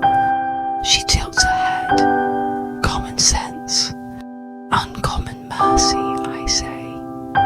She flushes and does the thing nurses do when praise checks the room for someone else more deserving. Finding none, she settles for a small nod. "I'm glad your veins behaved," she says. "They did," I answer. Eventually. The niece whispers, "Is he famous?" Rita leans over and says, "In the Department of Public Sitting." I will never live this down and do not want to. Before we leave, Rita sets out blank cards and pens by the door with a sign. Write a thank you. Leave a name or a clue. The town never misses a chance to build another small bridge. 3 Portugals and a blue tape blessing. Back at the cabin, the sun goes in and out of clouds like a shy chorus kid. I set the cornbread corners by the stove, Exhibit A in the Museum of Learning, the second pan, and tuck letter 6, where I can't pretend to forget it. The door knocks with a familiar 2-beat rhythm. Mrs. Alvarez on a Sunday constitutional A loop that includes the school, the library, and any hinge in need of an ear. I hand her the stamped envelope, official delivery. Tomorrow, I say, but it seemed right to give you the cover. She laughs, pockets it like a rare coin. I brought you blue tape, she says, producing a roll like a magician. For labeling jars, doors, moods. I look at the shelf where Mrs. Bell's jar sits with peppermint and proof. I tear off 2 squares and write in, marker, in, stories, and out, complaints. I stick them to the jar and the door jamb respectively. She eyes the door opens and closes it twice, pleased with the hinge we taught to whisper. Doors are just promises with handles, she says. Keep yours oiled. I will, I say, and mean the door and the other kind. For a walk to see how the week holds. Sunday, sunlight has a different weight. I take the slow loop past the school where the south door says shoot like a courtier's throat clear. Past the diner where Doris re-seasons the grill with newspaper wisdom. Past the hardware where Haskins sweeps like a man who has made peace with Saturdays in 7 decades of bristles. At the park, the bench has a new resident, an older fellow I've seen at a distance cap pulled low book upside down the secret handshake of people who just want to sit. I point to the bolts, 2 for the universe I offer. He chuckles without removing the cap. The universe owes us one, I suppose. We prepaid, I say. You're welcome to collect interest. He pats the blank, sits true. Law requires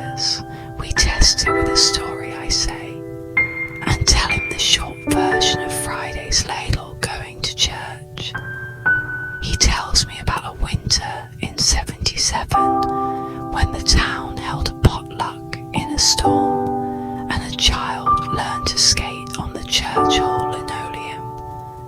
We agree that the floor suffered nobly, and the memory owes it a thank you card. Before I go, he says name's Glenn, and I realise he's the last of the Wave and Never Linger men on my unofficial list. We shake hands. Another lane widened. 5 soup letters and an ordinary miracle. Afternoon slides into that tin blue copper seam I've adopted as a signature. I warm a small pot of stew that tastes better for knowing how many wrists stirred Friday. I write letter 7 to Evan because 24 hours can turn gratitude into something it can hold. Dear Evan, thanks for trading Wave for work and for labelling your bag maybe useful when it turned out to be exactly the other thing. Friday ran smoother because a man tightened a gasket like he'd done it in 3 lifetimes. The town is, among other things, a collection of those tightening gestures.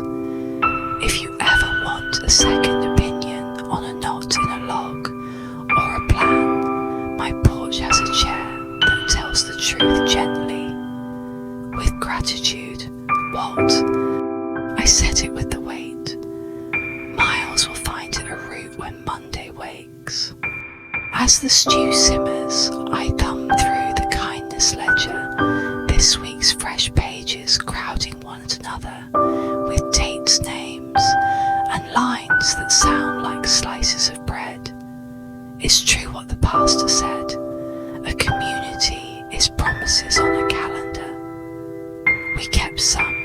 A knock, 3 light taps, and Patrice stands at the door with a brown paper sack and the look of a person who found something that belongs to you.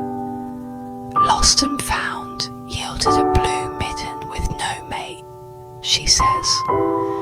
Thought you could pin it to a board somewhere meaningful. I take the mitten like a relic. Hardware corkboard, I say. Under a sign, yours. Use a nail, she says, then catches herself. The big kind. We do not insult mittens with pushpins, I agree. And she laughs forward into the room without crossing the threshold. Sunday manners. 6 ledger line and the joke that stayed. Time to write the day down before it edits itself. Northbeen Sunday. Church promises on a calendar coffee that forgives. Library hum fixed public sitting department fully staffed. Nurse Elaine cited and thanked without stealing Monday's job. Blue tape arrived. Jar labelled in stories. Out complaints. Bench sat true. Glenn named. Letter 7 to Evan. Found orphan mitten to be nailed where it will be seen by its destiny. Under it, smaller for me. Doors are promises with handles. A line worth oiling. I had one more line because laughter wants its leisure space too. Why did the stew blush? It had to catch a ladle. Someday I'll forget the setup and only remember the smile it put on a boy in a dinosaur hoodie. That will be enough. 7 body breath and a porch light thought. Let the body hear what the week knows. Feet walked errands into stitches. Calves ready to stand when Monday asks. Knees admired for their unshowy faithfulness. Hips aligned with benches, doors and pews. Belly warmed by stew and being useful. Chest a door that opens and keeps the warm. Shoulders unyoked, pegs proud. Hands still smell faintly of lemon and pencil. Jaw unlatched. A half smile that knows what it knows. Eyes heavy with the kind kind of tired that never scolds. One easy breath together, inhale 4, rest. 2, exhale 8, like you're cooling soup for a friend who showed up right when you hoped they would. I step onto the porch. The valley wears night loosely.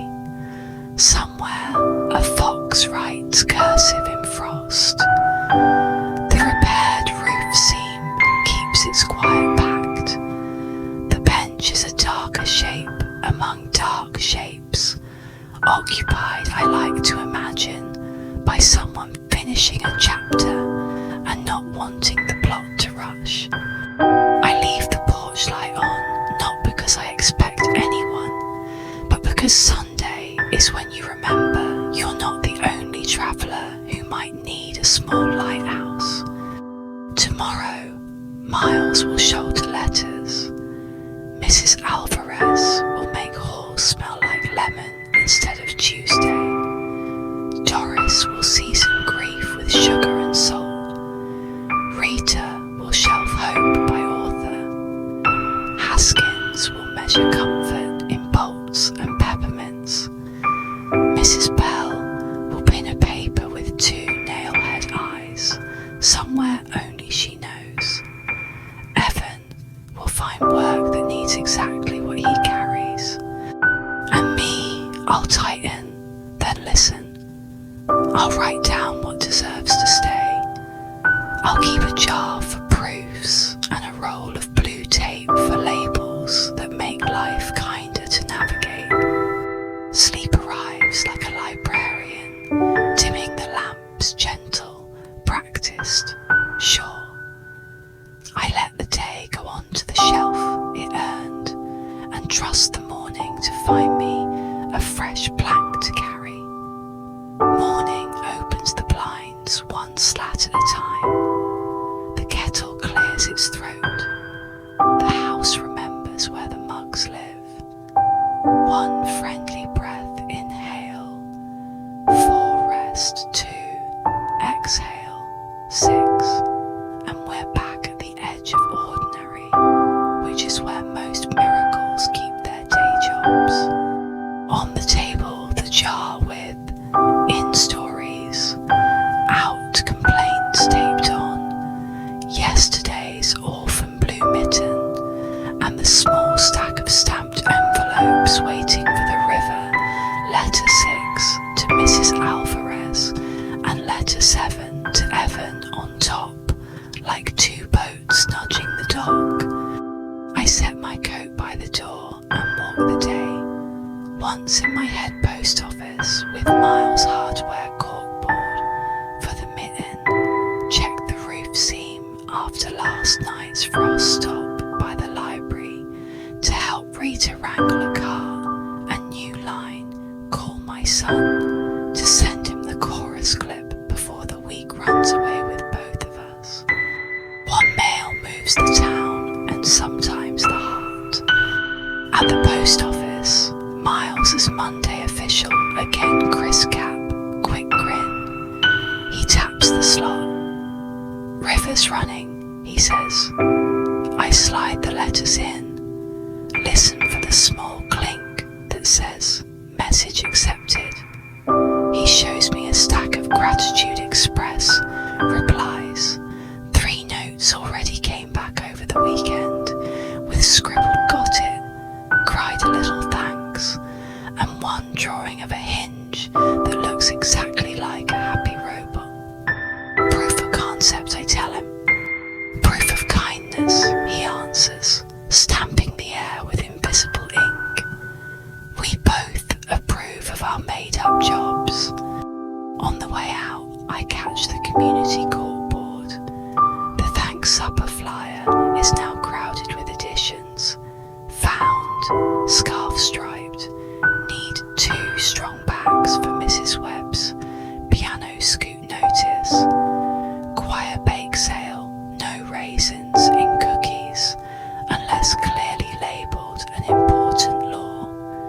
I pin a card, blue mitten, yours hardware board, nail used with respect, Walt.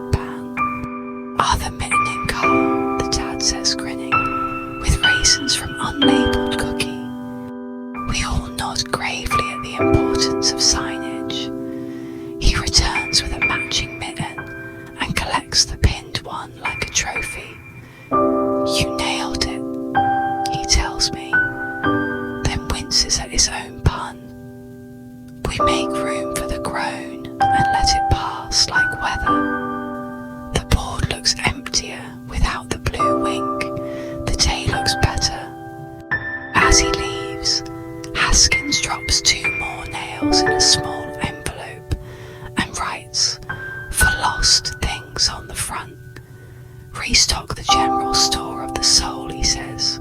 We're running a surplus. 3 roofs seam round 2, listening for leaks. Back at the cabin, the sun throws a handful of diamonds across the frost, and the north seam looks pleased with itself. No sparkle where a leak would tattle. I run a finger along the bead. Lou's advice holds slow, patient, let gravity think. I whisper a thank you to the shingles and add gutter, polite to no one in particular. On the porch rail, the peppermint in my proof jar has picked up the scent of wood smoke. I drop Haskins's for lost things envelope in beside it. The jar is getting good at keeping odd company. Bench permit, scrap peppermint nails for kindness. The label in stories feels appropriate. For library loop, rolling the quiet forward. The library has Monday morning hush wheels of a cart murmur of pages. Rita waves me in with the regal wrist of someone who shelved the kingdom alphabetically. I help her shim a wobbly book cart with a folded catalogue card. Shims and short stories, she says. 2 ways to keep things upright. We check the thank you table from yesterday. It's already sprouted a new crop of notes. To whoever shuffled the walk outside, Unit 4B Anonymous, likely Evan. To the person who fixed our bench, a drawing of 3 stick figures sitting. And to the librarian who pretends my finds don't exist on my birthday. Rita feigns ignorance, then hides a smile behind the secret garden. On the way out, I replace a bulb in the vestibule fixture. The light flickers once, twice, then steadies. Fix, then listen, I tell the socket. It hums a small agreement. We've lunch with a view and a call that lands soft. I reheat a bowl of Friday stew. Tastes like a town that made time, and set the phone on the table like a reluctant guest. I'm not built for long calls, but promises on a calendar includes voices that matter. My son picks up on the second ring. Hey Dad, got something to send you. I hold the receiver toward the chorus clip playing from my laptop, the winter hymn that leans and then settles. We listen a minute together, not saying much. The air in the line changes temperature. That's her, he asks. That's her, I say, and 19 other brave conspirators. He laughs softly. She texted me a picture of your apron. Ladle diplomacy. We need to have a talk. It won committee approval, I say. Your daughter's the committee. We drift through small items. His week, my roof seam. A half joke about raisins that turns into a real pledge to label things clearly. And then he says, thanks for going to everything. Thanks for letting me. I answer, and we both know what we mean. Thanks for staying in the same story, even when chapters got messy. After we hang up, I write on a sticky note. Send him the thank you jar idea. Some bridges cross miles better than others. Paper and stamps are good planks. 6. A short walk and a long wave. Down on Main, Mr. Henry sits on the bench. We fixed hat tipped back, telling Glenn a male root story that involves a goat, a birthday cake, and the phrase, no harm, some foul. They spot me and pat the space between stone lawn new benches, require conversations. Door whispering, right? Henry asks. asks. Still shoop, I say. Good hinge, he declares, as if he invented the concept. We talk about nothing for a while, which is to say, we say the most important things sideways. When I get up, Glenn gives a wave that lingers half a beat longer than it used to. It counts. 7 kindness. Ledger Monday's line in letter 8. Back home, the light does that tin blue with copper seam trick I can't stop admiring. I open the ledger and write Nov 2, Monday. Letters launched. 1 reply returned with a hinge drawing. Blue midden found its person, nail used with respect. Roof seam behaved, gutter polite. Library shims and short stories held. Bench hosted a goat story, some foul no harm. Phone call with my boy. Chorus clip did the heavy lifting. Under it in smaller letters, fix then listen. Works on circuits, benches and family. Time for letter 8. The pencil makes its friendly scratch. Dear Haskins, you keep a ledger of the universe in hardware. 2 extra bolts for good faith. A broom that's older than some marriages. A peppermint at the point of sale to sweeten the receipt. Today, a mitten needed a nail, and you made room on the board for lost things to be seen.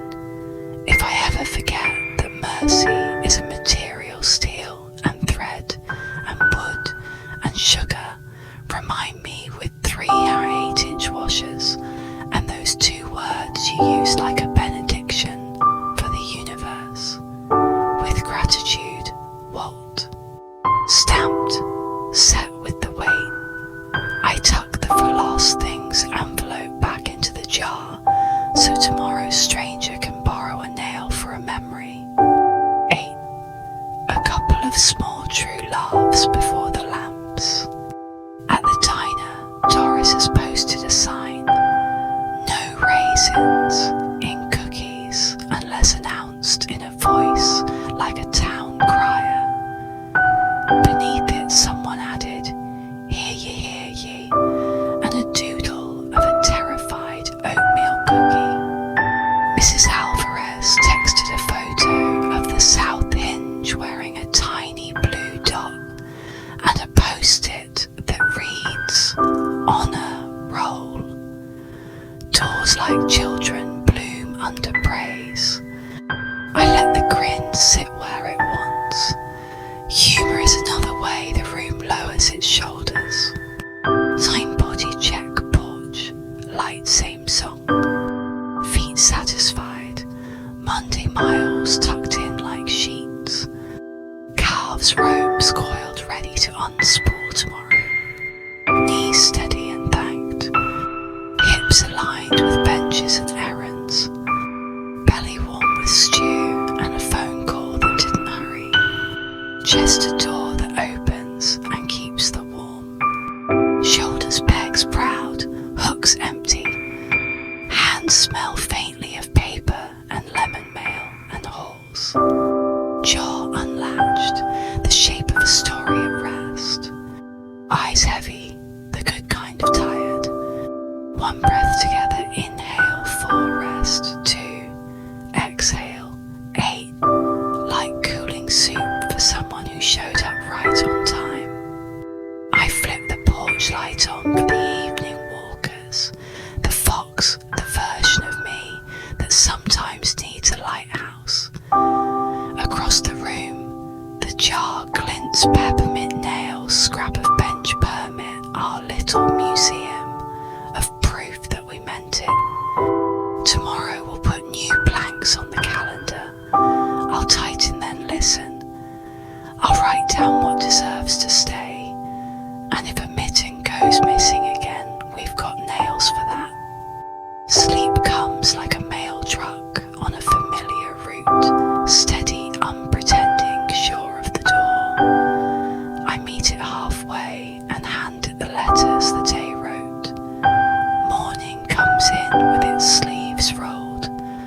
unfriendly breath, inhale. 4, rest. 2, exhale. 6, and the day feels like a bolt you can turn by hand. On the table, yesterday's for lost things. Envelope of nails, my apron. The glue-crooked ladle, diplomacy letters still make me behave. And letter 8 to Haskins, waiting for the river. The corkboard at the post office said, need 2 strong backs for Mrs. Webb's piano scoot. My back isn't strong, it is experienced. Sometimes that's the same thing when you bring friends and common sense. I walk the plan once in my head mail, with Miles' piano, with Evan, and whoever else shows a stop at the choir bake sale to ensure raising, labelling compliance, check the bench after last night's dew, and letter 9 before the lamps. On River first, then the road. At the post office, Miles stamps the air with invisible confidence. I slide letter 8 into the slot and listen for the clink that says, someone will be thanked soon and there's nothing you can do about it. Got a reply to one of the Gratitude Express notes, he tells me, tapping a card, a child's drawing of a hinge with smiley eyes, and the caption, thank you for the door that whispers. We grin, like burglars caught stealing joy. To Mrs. Webb's piano and the Department of Public Scooting. Evan is already at Mrs. Webb's with a dolly furniture sliders and a roll of that miracle blue tape for labelling rooms when furniture decides to argue. Glenn arrives in his cap, claiming he is there to supervise ergonomically. We promote him to foreman of Wise Commons. Mrs. Webb is 90 if she's a day soft as a hymn and brisk as a metronome. I need the upright by the front window where the light is brave, she says, so the grandchildren hear themselves practice, and so do I. We do not lift like fools. Evan slides, felt socks under the legs. I take the low side, he the high Glen, spots with that captain steadiness you can't fake. In on the gather out on, the give I say, and our breath obeys. The piano glides like a polite cow across a meadow, slow inevitable, a little comic. Halfway, a rug edge pulls a quick trick. We freeze. No heroics, Glenn says. Just wedge and patience.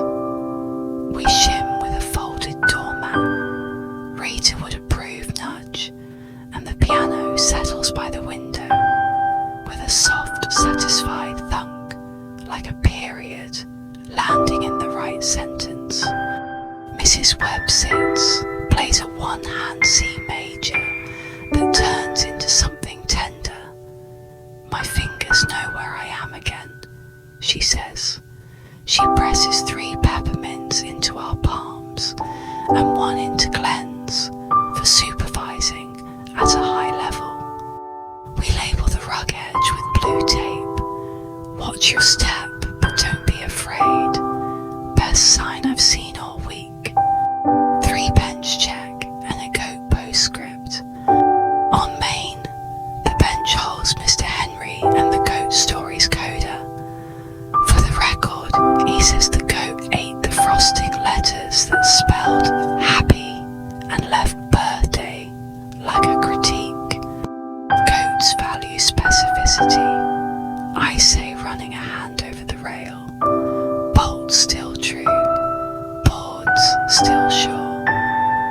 Lou passes, gives the bench a knock carpenter's blessing, and keeps walking like a man who likes to see his weather behave. Via quiet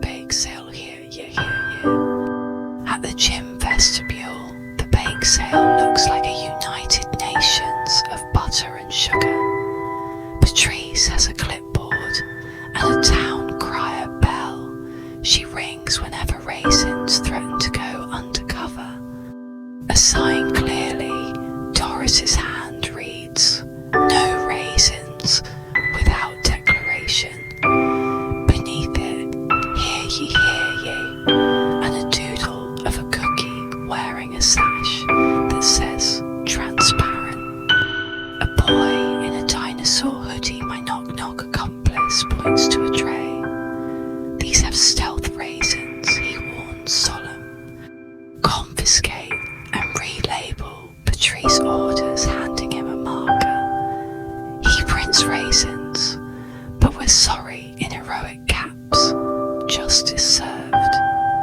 I buy a lemon square that could negotiate peace treaties, and a brownie for Glenn as hazard pay for his foreman duties.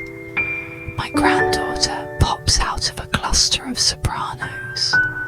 "Grandpa, you'd better not use your ladle diplomacy voice to haggle," she says.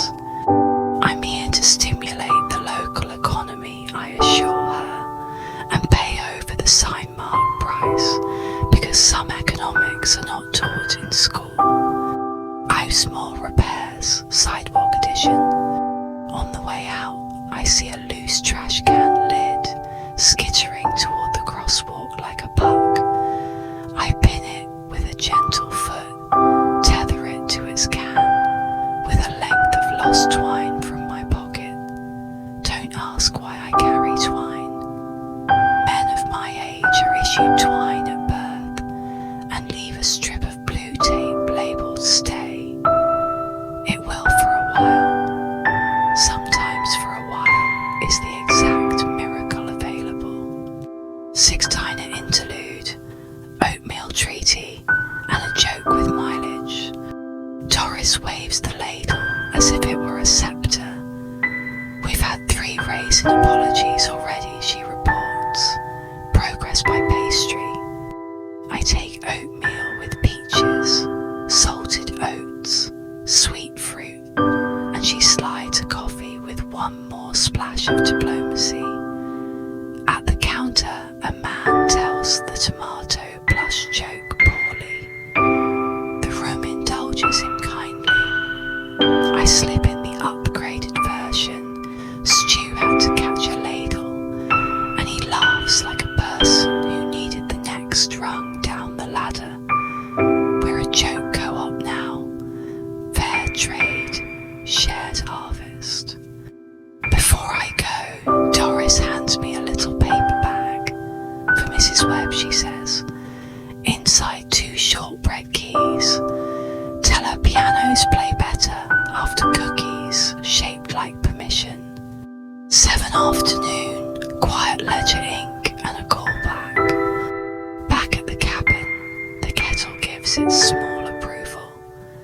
I phone Mrs. Bell to ask if the lean-to wants a small brace before the nor'easter rumoured on the radio.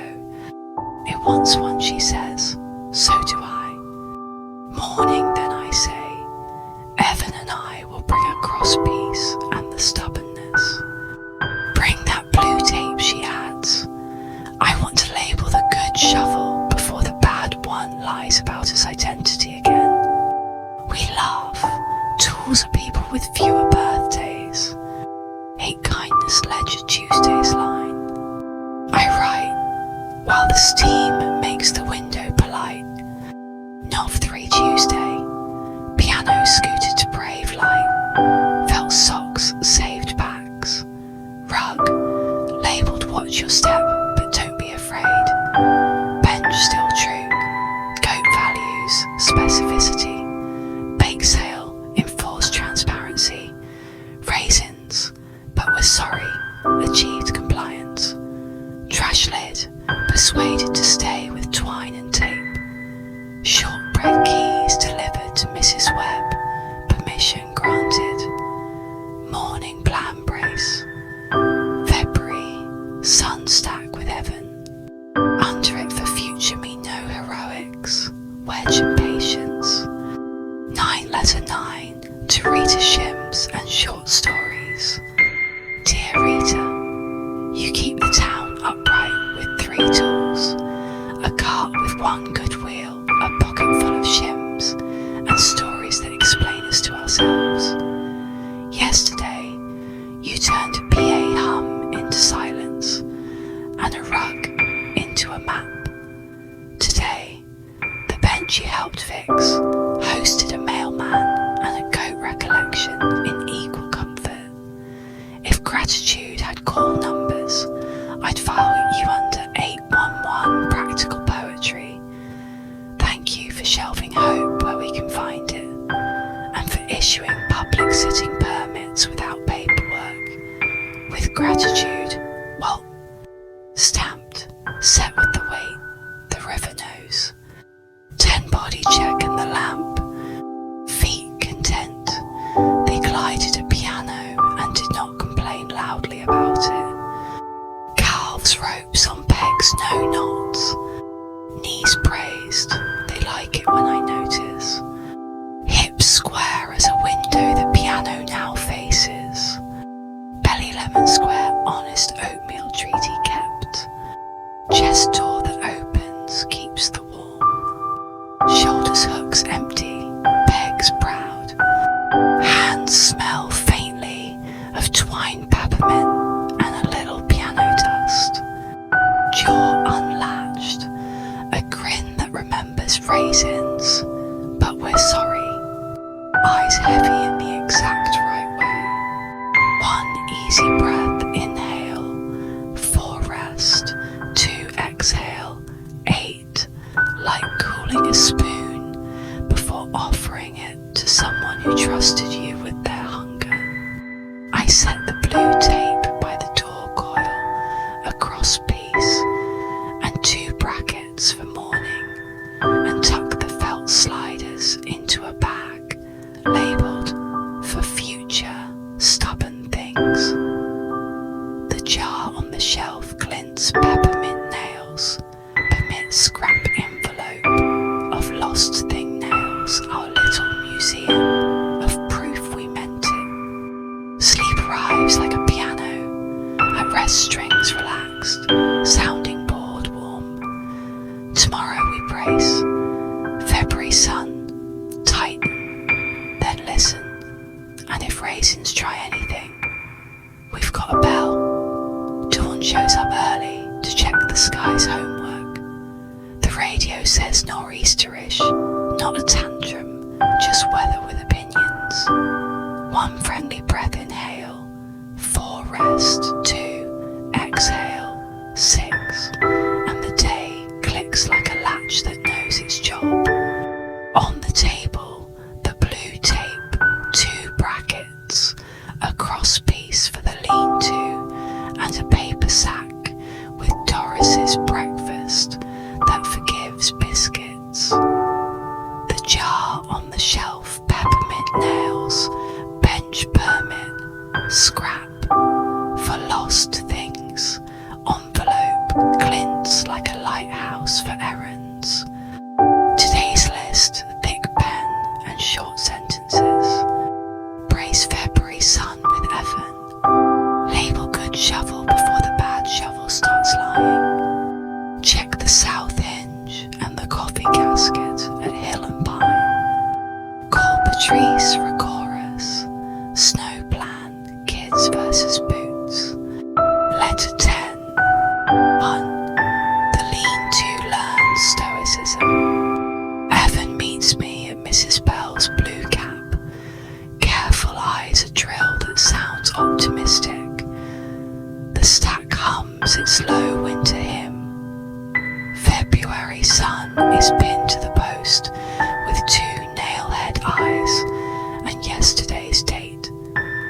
The sky has that tin blue copper seam I always trust, confident, not cocky. We brace without insulting it, Evan says. Wedge impatience, I answer. We fit the cross piece like a rib seam, 4 screws, until they consent, then step back. The stack looks the same, which is exactly the point. Good repairs go invisible.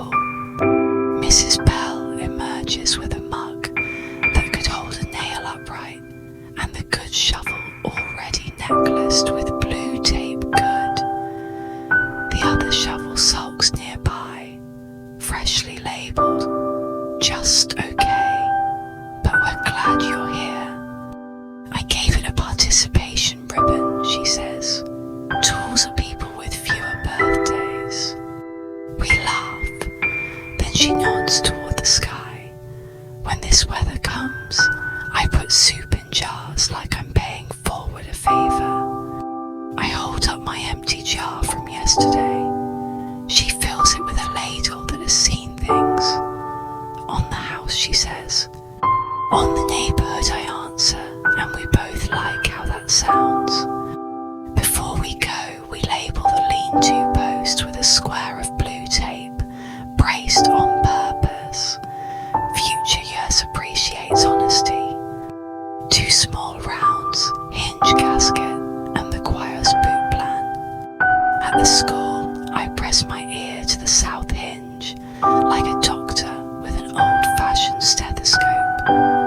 It answers with its practice shoop. Mrs. Alvarez appears rolling her cart like a tug guiding a barge. Whisper still right, I report. She taps the hinge, once teacher's pat, on a good shoulder, and adds a tiny blue check mark next to the honour roll post-it. Gold stars are for Friday, she says. Wednesday gets check marks. I swing by Hill and Pine to listen to the coffee urn gasket we baptised Friday. It hums a low, contented Evan tweaks the clamp a whisper. Tighten, then listen, we chorus like a creed. On the way to the diner, I call Patrice. What's our chorus snow plan if the boots show up louder than the children? Gym door opens 15 minutes early. She says already 2 steps ahead.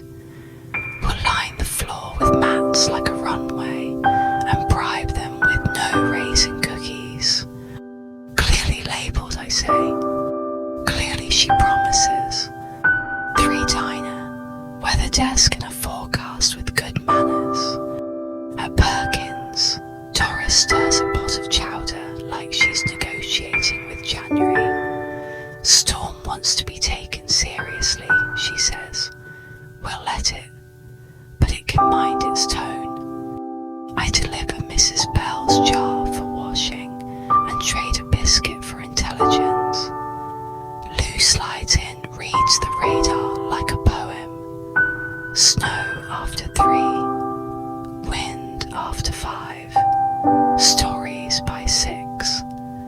Haskins concurs from the corner with a peppermint raised like a vote. Anybody need a ride if the ploughs lag? I ask the room. Glenn raises his hat. I do supervise. Ergonomically in light snow, he says. We all agree that counts. Miles pops his head in mailbag slung. Post is early, he reports. River wants to beat the weather. He hands me a reply from the Gratitude Express batch. 3 words and a doodle, thank you ladle, beside a smiling bowl. I tuck it in the jar's mental pocket. 4-storm etiquette and the bench that hosts weather. Snow begins as if it has cleared this with the town. The bench earns its winter badge, first dusting bolts, stoic. Mr. Henry sits for a minute anyway, hat down, content to let the first flakes audition on his sleeve. Bench sits true, he says as I pass. People sit truer, I answer, and he gives that slow nod retirees use when the town behaves. I knock the trash lid I taped yesterday. It salutes back, stay, and does. Small miracles are still miracles. 5. The call you don't pull off. Back home, I set Mrs. Bell's soup on the stove, call my son before the snow steals bars. We don't talk long. just enough to swap storm plans and the kind of jokes that loosen shoulders. Tell her, he says, meaning my granddaughter, if they cancel, she still gets applause at my kitchen table. Tell him, I say, meaning himself, raisins are only legal by proclamation. We hang up feeling like we moved a plank of bridge into place with the right end forward. 6. When the lights flicker and don't go out. Around 5, the house blinks once, twice like a polite cough at the back of a meeting that is going long. The power holds. The stove keeps its small promise. Out the window, the road becomes a quiet sentence. A fox writes cursive across its tail like a pen flourish. I put a lamp on the table anyway, wick trimmed ready. Preparedness is just kindness with a calendar. 7 a knock ajar and a new label. 3 knocks Evan at the door, cat powdered sugar with snow. He holds up a jar of his own empty. Soup trade, he asks. Department of Public Stew, I say, and fill him from Mrs. Bell's. He sets 2 banana bread slices on my counter, like payment in a currency our town accepts. He glances at my proof jar, peppermint nails permit, scrap for lost things, envelope, and grins. You need a label for that, he says. We tear a square of blue tape and print together. Proofs we meant it. He laughs, looks official. It is, I say. I checked with the general store of the soul. We eat standing, looking out at weather, doing its job. You know, he says I waved for 2 years. Doesn't feel like I waved all this week. That's because you turned into a hinge, I say. People swing easier around you. He shakes his head, but the snowlight catches a smile that doesn't try to hide. 8-letter 10 to the future, stamped open, any Friday. After he leaves, I sharpen the pencil to scent sharp and write the last letter of this week to the someone who most needs it. I date it, but I also label it in the corner. Open any Friday. Dear future, whoever you are, maybe me. You will doubt on some wet Tuesday that small things hold. Read this back to yourself out loud. A door whispered right because 2 people listened. A woodpile kept its promise because 4 backs showed up and 1 cross piece learned where to lean. A bench sat true and hosted goat stories and quiet waves. A mitten found a hand by way of a nail and a corkboard. A piano moved toward brave light on felt socks and patience. Raisins learned transparency by proclamation. Soup crossed thresholds in jars with no invoices. A town invented a postal route for gratitude and kept delivering after the clapping stopped. None of this required trumpets. It required showing up early and leaving last. It required tighten, then listen. It required blue tape, 2 extra bolts for the universe, and a willingness to write things down so they don't blow away. If the week feels ragged, put a square of tape on the day and label it braced on purpose. If you forget what enough feels like, ladle from the pot and give the baptized scoop to the quiet one. When the hinge squeaks, oil it. When a person does listen first, keep a jar for proofs. Keep a ledger for kindness. Keep a joke ready for children in dinosaur hoodies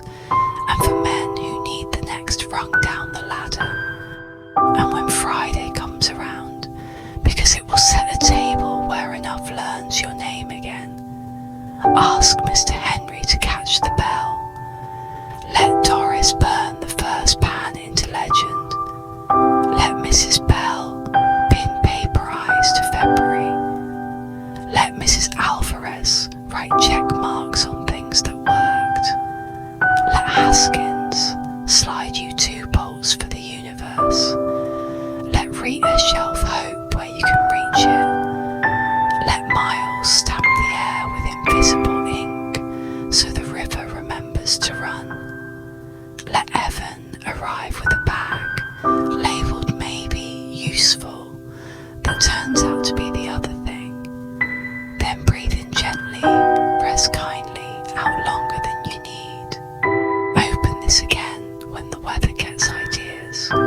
It's only ever a week to rebuild a town. Start with the hinge, with gratitude for you truly what. I stamp it, tuck it behind the ledger like a note in a hymnal, and write open any Friday on the spine in small letters. Only I will notice, and everyone I love will somehow read. 9 ledger line and the storm's voice. The kindness ledger gets the day's truth before sleep edits it. Not for Wednesday. Lean to braced without insult. Good shovel got its rightful name. Hinge checked, gasket hummed. Check mark for Wednesday. Chorus runway planned. No raisin. Law enforced. Snow arrived with manners. Lamp ready anyway. Soup traded. Jar labelled. Proofs we meant it. Letter 10. Written open any Friday. Under it, smaller good repairs go invisible. Good neighbours don't. 10 body check lamps low. Same gentle tempo. Feet dry, warm. They stood where needed and nowhere louder. Calves ropes coiled. Wheel on spool if called. Knees praised. They like that better than sympathy. Hips square as a cross piece, steady as a bench. Belly soup warm, banana bread forgiven. Chest a door that keeps the warm and opens on time. Shoulders pegs proud, no capes, no heroics. Hands smell faintly of snow pencil and a little blue tape. Jaw unlatched, a smile that knows what it knows. Eyes that good heavy. One last breath together. Inhale 4 rest. 2 exhale 8 like cooling a spoon before handing it to someone you love who showed up right when you hoped they would. The storm strokes the house with a respectful palm. The repaired roof seam keeps its pact. Somewhere the bench holds adrift like a blanket and doesn't complain. The jar reflects lamplight, peppermint nails permit. Scrap lost thing nails, a town's little museum of proof. Sleep comes like Miles's van on a familiar route, steady, unpretending, sure of the door. I meet it halfway, with the week in my hands. Tomorrow won't be a chapter, it'll be a margin breathing room between stories where we check hinges, sharpen pencils to scent sharp and keep the tape nearby. If you wake in the night, friend, remember doors are promises with handles. Benches are invitations with boards. Soup is July spending itself wisely in February. And you are a hinge in a house that holds. Tighten, then listen. The rest will follow. Morning is white and polite. The nor'easter did its work and then cleaned up after itself, edges rounded fences, frosted the bench in a wool cap. 1 friendly breath inhale, 4 rest, 2 exhale, 6, and the house answers with its small choir, kettle hum clock, step, fire hush. On the table, the jar now labelled, proof roofs. We meant it, a coil of blue tape, my shovel with the proud collar. Good, and the letter from last night tucked behind the ledger. Open any Friday, like a spare key you tell only one person about. Today's plan, thick pen short lines. Shovel paths with manners porch, steps, mailbox, neighbour. Check on Mrs. Webb and the piano by brave light. Walk to town bench, hinge gasket, listen don't boss. Tiny carry news and no raising law into the thaw. Letter 11 before lamps, on paths with manners. I shovel the way Mrs. Alvarez labels, clear in, clear out, and no drift left to ambush ankles. The snow is the good kind cooperative. I take the steps in 2 neat lanes, so visitors can choose a side like civilized people. The mailbox gets a small amphitheatre. I'm courting Miles today. Gratitude rides better when his van doesn't have to do ballet. Over the fence, Glenn salutes with his shovel like a standard. I am supervising ergonomically from my side. He calls. Your union card remains in good standing, I say, and toss a scoop over to finish the last foot of his walkway. He pretends not to notice, which is courtesy's cousin. At the corner, a mystery hand has already cleared a path for Mrs. Bell to the street. I know the gate of Evan's work, even when the footprints have filled. I leave a square of blue tape on her railing. Thank you delivered, signature, on file the weather. Too brave light round 2. Mrs. Webb's window glows like lemon tea. Inside the upright sits by the glass, exactly where it should, and she sits exactly how a person sits when their hands remember. That shortbread keys recipe worked, she says, deadpan. Piano behaves. She peels a corner of curtain to show me the watch your step tape we left on the rug. I obey my own sign, she confides. It helps. She presses a folded page into my hand. Thank you for the scoot, in big, determined capitals, her youngest grandchild's handwriting. I'm mailing it to your general store of the soul, she says. The address seems flexible. I promise delivery. The store is always open. 3 town check bench hinge gasket. The bench wears a perfect 2-inch hat. Mr. Henry knocks the rail with knuckles that no grain. Sits true under weather, he judges, which is a better compliment than anything with lace. We clear the seat with mitten swipes and take 30 seconds of fresh snow hush like a sacrament. A beagle drags a human past. The beagle approves of the bench, but has other appointments. At the school, the south hinge gives me its shoop through a scarf. Mrs. Alvarez materializes with a dusting of snow on her shoulders, cart rolling like a tug in a miniature harbour. She's added a second post-it on the frame. Honour, roll, winter, term. I salute the door. It knows me by now. At Hill and Pine, the coffee gasket hums like a cat in a patch of sun. Evan shows up with a screwdriver he didn't need, just in case, he says. We both listen.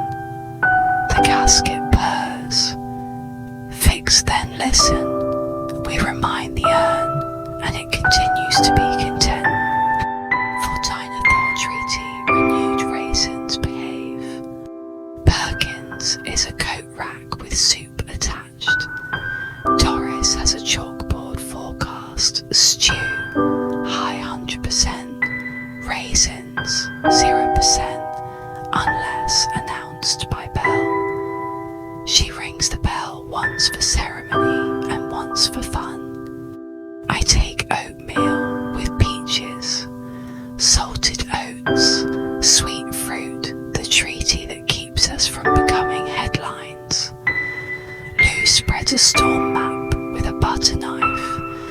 like he's briefing a cabinet.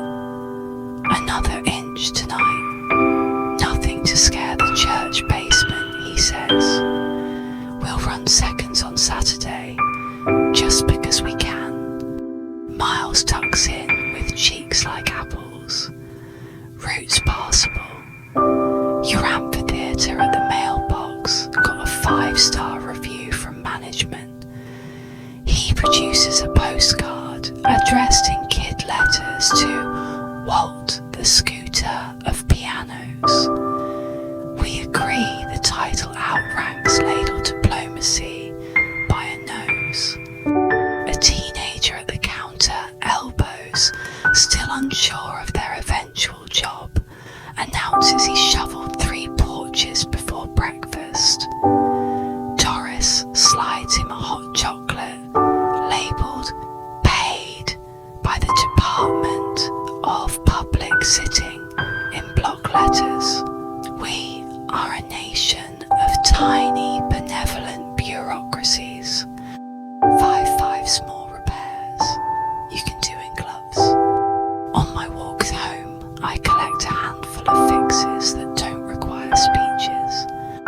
Mailbox lid at 3rd and Maple. Ask it nicely. It agrees to stay closed. Trash can I tape Tuesday still stay? I had a little knuckle tap like a medal. Library vestibule mat tug so the corner won't bite ankles. Leave a blue tape arrow. This way, feet. Crosswalk sign half buried, stand it up. It remembers its job. Bench again, a last swipe. Someone sits after I leave. That's the point. I'm learning the calculus of small 5. Tiny fixes equal 1 big exhale the town didn't know it was holding. 6. The call you make when snow slows clocks. I call my son to report on chorus boots, bench hats and piano compliance. He answers from a kitchen that sounds busy in the good way. Dad, she wants to know if you're coming to watch ice practice Saturday. I hear my granddaughter in the background whispering stage directions at the dog. I don't know how to watch practice incorrectly, I say. Tell her I'll clap at the correct volume for rehearsal, which is proud but polite. I send him the photo Patrice texted, a row of snow-lined mats at the gym door, labelled in and out. He sends back a picture of a cookie with a "Hear Ye" sign stabbed in it. The family's on message. 7 letter 11 to Glen waves that linger. The kettle signs the envelope. I write to the man who always waved and now sometimes stays for the end of the story. Dear Glen, for years you were the town's punctuation mark period at the end of a block, a tidy wave that meant I see you. This week you lingered coat frosting reports, ergonomic supervision, a hat raised like consent. A town is richer when its waves have names. Thank you for staying the extra beat. If you ever need someone to supervise ergonomically from your porch when weather gets ideas, I own a hat and a willingness. With gratitude, Walt. Stamped, set with the weight. The river will carry it. If not, the general store takes tabs. 8 kindness ledger, Thursday's line.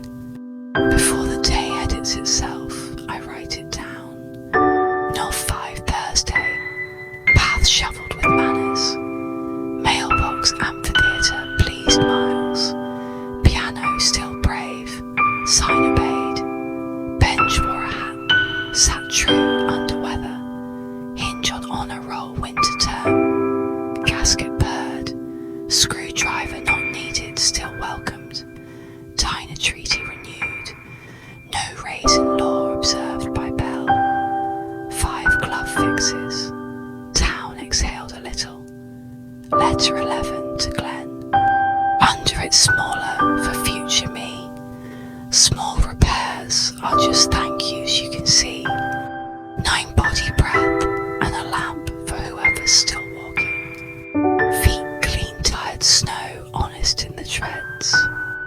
Calves' ropes coiled, they like the cadence of paths.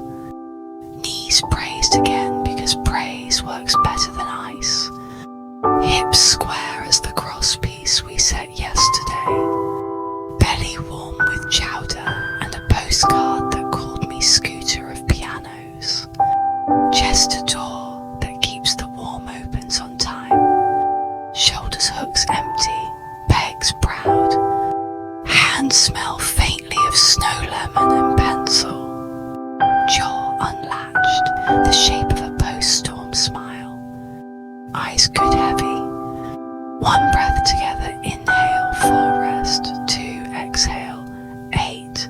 Like cooling a spoon before handing it to someone who shoveled your sidewalk without asking. I flip the porch light on for late walkers and foxes, writing cursive on boulevards of white. The jar shines from the shelf peppermint nails, bench permit scrap for lost things, and a corner of a postcard doodled with a hinge that looks like a happy robot. Proves we meant it indeed. Tomorrow's Friday. Again the kind the letter behind the ledger knows how to open. We'll set the room for enough, even if it's just 2 mugs and a story. Tighten, then listen. Bring what we've got, turn it into plenty. Morning arrives like a familiar chorus cue. No trumpet, just the right nod. 1 friendly breath, inhale, 4 rest, 2 exhale, 6. And the cabin answers with its small ensemble kettle. Hum clock, step, fire hush, snow working its quiet arithmetic outside. On the table, the letter tucked behind the ledger. Open any Friday, peeking like a bookmark in a life you've read before. And love again, the jar label proves we meant it. Glints, peppermint nails, bench permit scrap for lost things. Envelope a kid's hinge drawing happy robot edition. Blue tape sits ready the valley's unofficial ribbon. Today's list, thick pen and kind ambition. Warm the room and the story. Walk a thank you loop bench, school, diner, hill and pine. Leave a note where future you will find it on a rough Friday. Make 1 part that tastes like the week. Letter 12 to the person you're not quite yet. 1 opening the Friday you saved. I pull the letter and break the seal like a small ceremony. The words that you wrote to yourself 2 nights ago return warmer for the waiting. Start with the hinge. Keep a jar for proofs. When the week feels ragged, label it braced on purpose. The sentences don't try to be wise, they try to be useful. I slide the page into the ledger, so open any Friday is now officially this Friday. A log settles into flame with the sound of a modest plan agreeing to become warmth. 2. The thank you loop footprints where paths already are. Bench first. Its snow hat is slimmer. Someone sat already 2 ovals where a person decided to be part of the weather rather than fight it. I brush the rail and tuck a square of tape under the seat. You belong here. It's not for me. It's for whoever needs to be ambushed by belonging on a cold morning. School next. The south hinge gives that steady shoop I have come to trust more than some speeches. Mrs. Alvarez passes cart singing and points to a new note on the frame. Extra credit for good doors.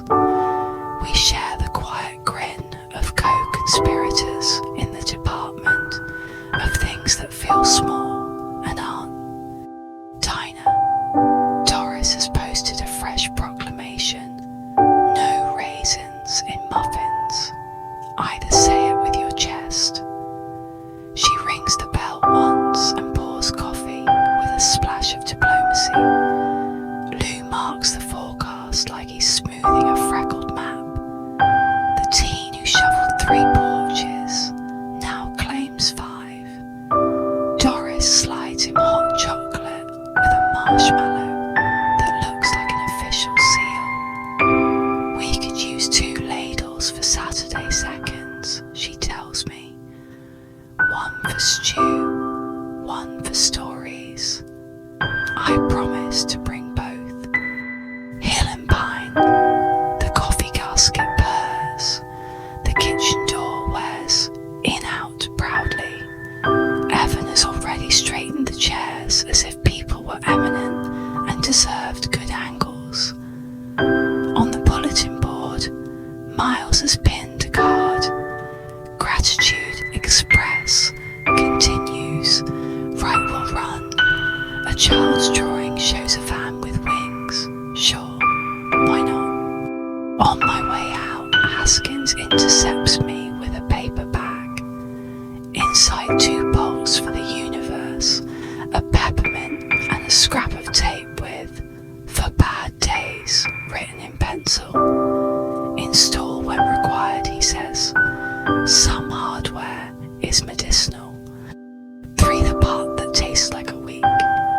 Back home, I set a pot on the kind you measure with the memory of Anne's onions softened to the sound of the radio, predicting flurries, with manners, carrots, late potatoes, a jar of tomatoes that kept July like a promise.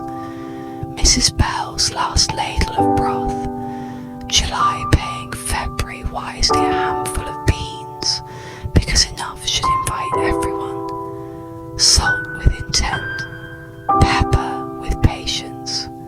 Stir in the quiet important ingredient. While it simmers, I tape a square on the cupboard door where I'll see it on a future not good morning, braced on purpose. It's not a cure, it's a handle. The first taste is exactly what the week meant a town practicing neighbour until the word sticks. 4.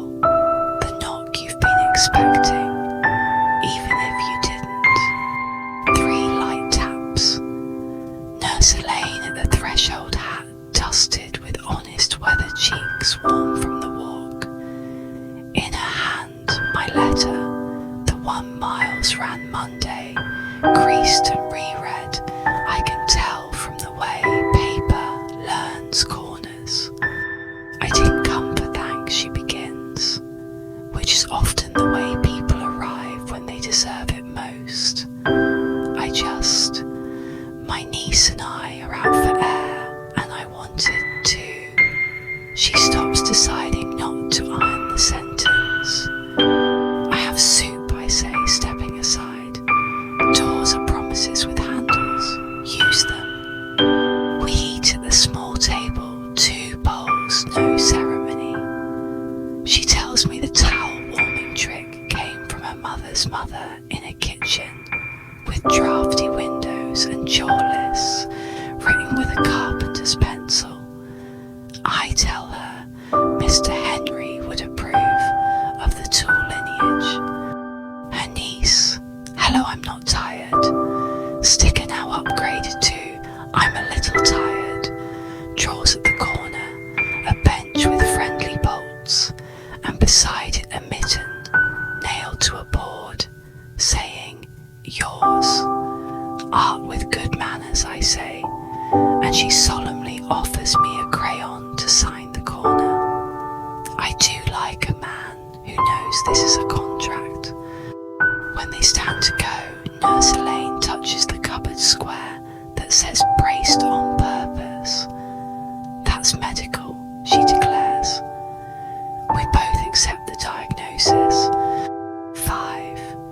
A small delivery to the general store.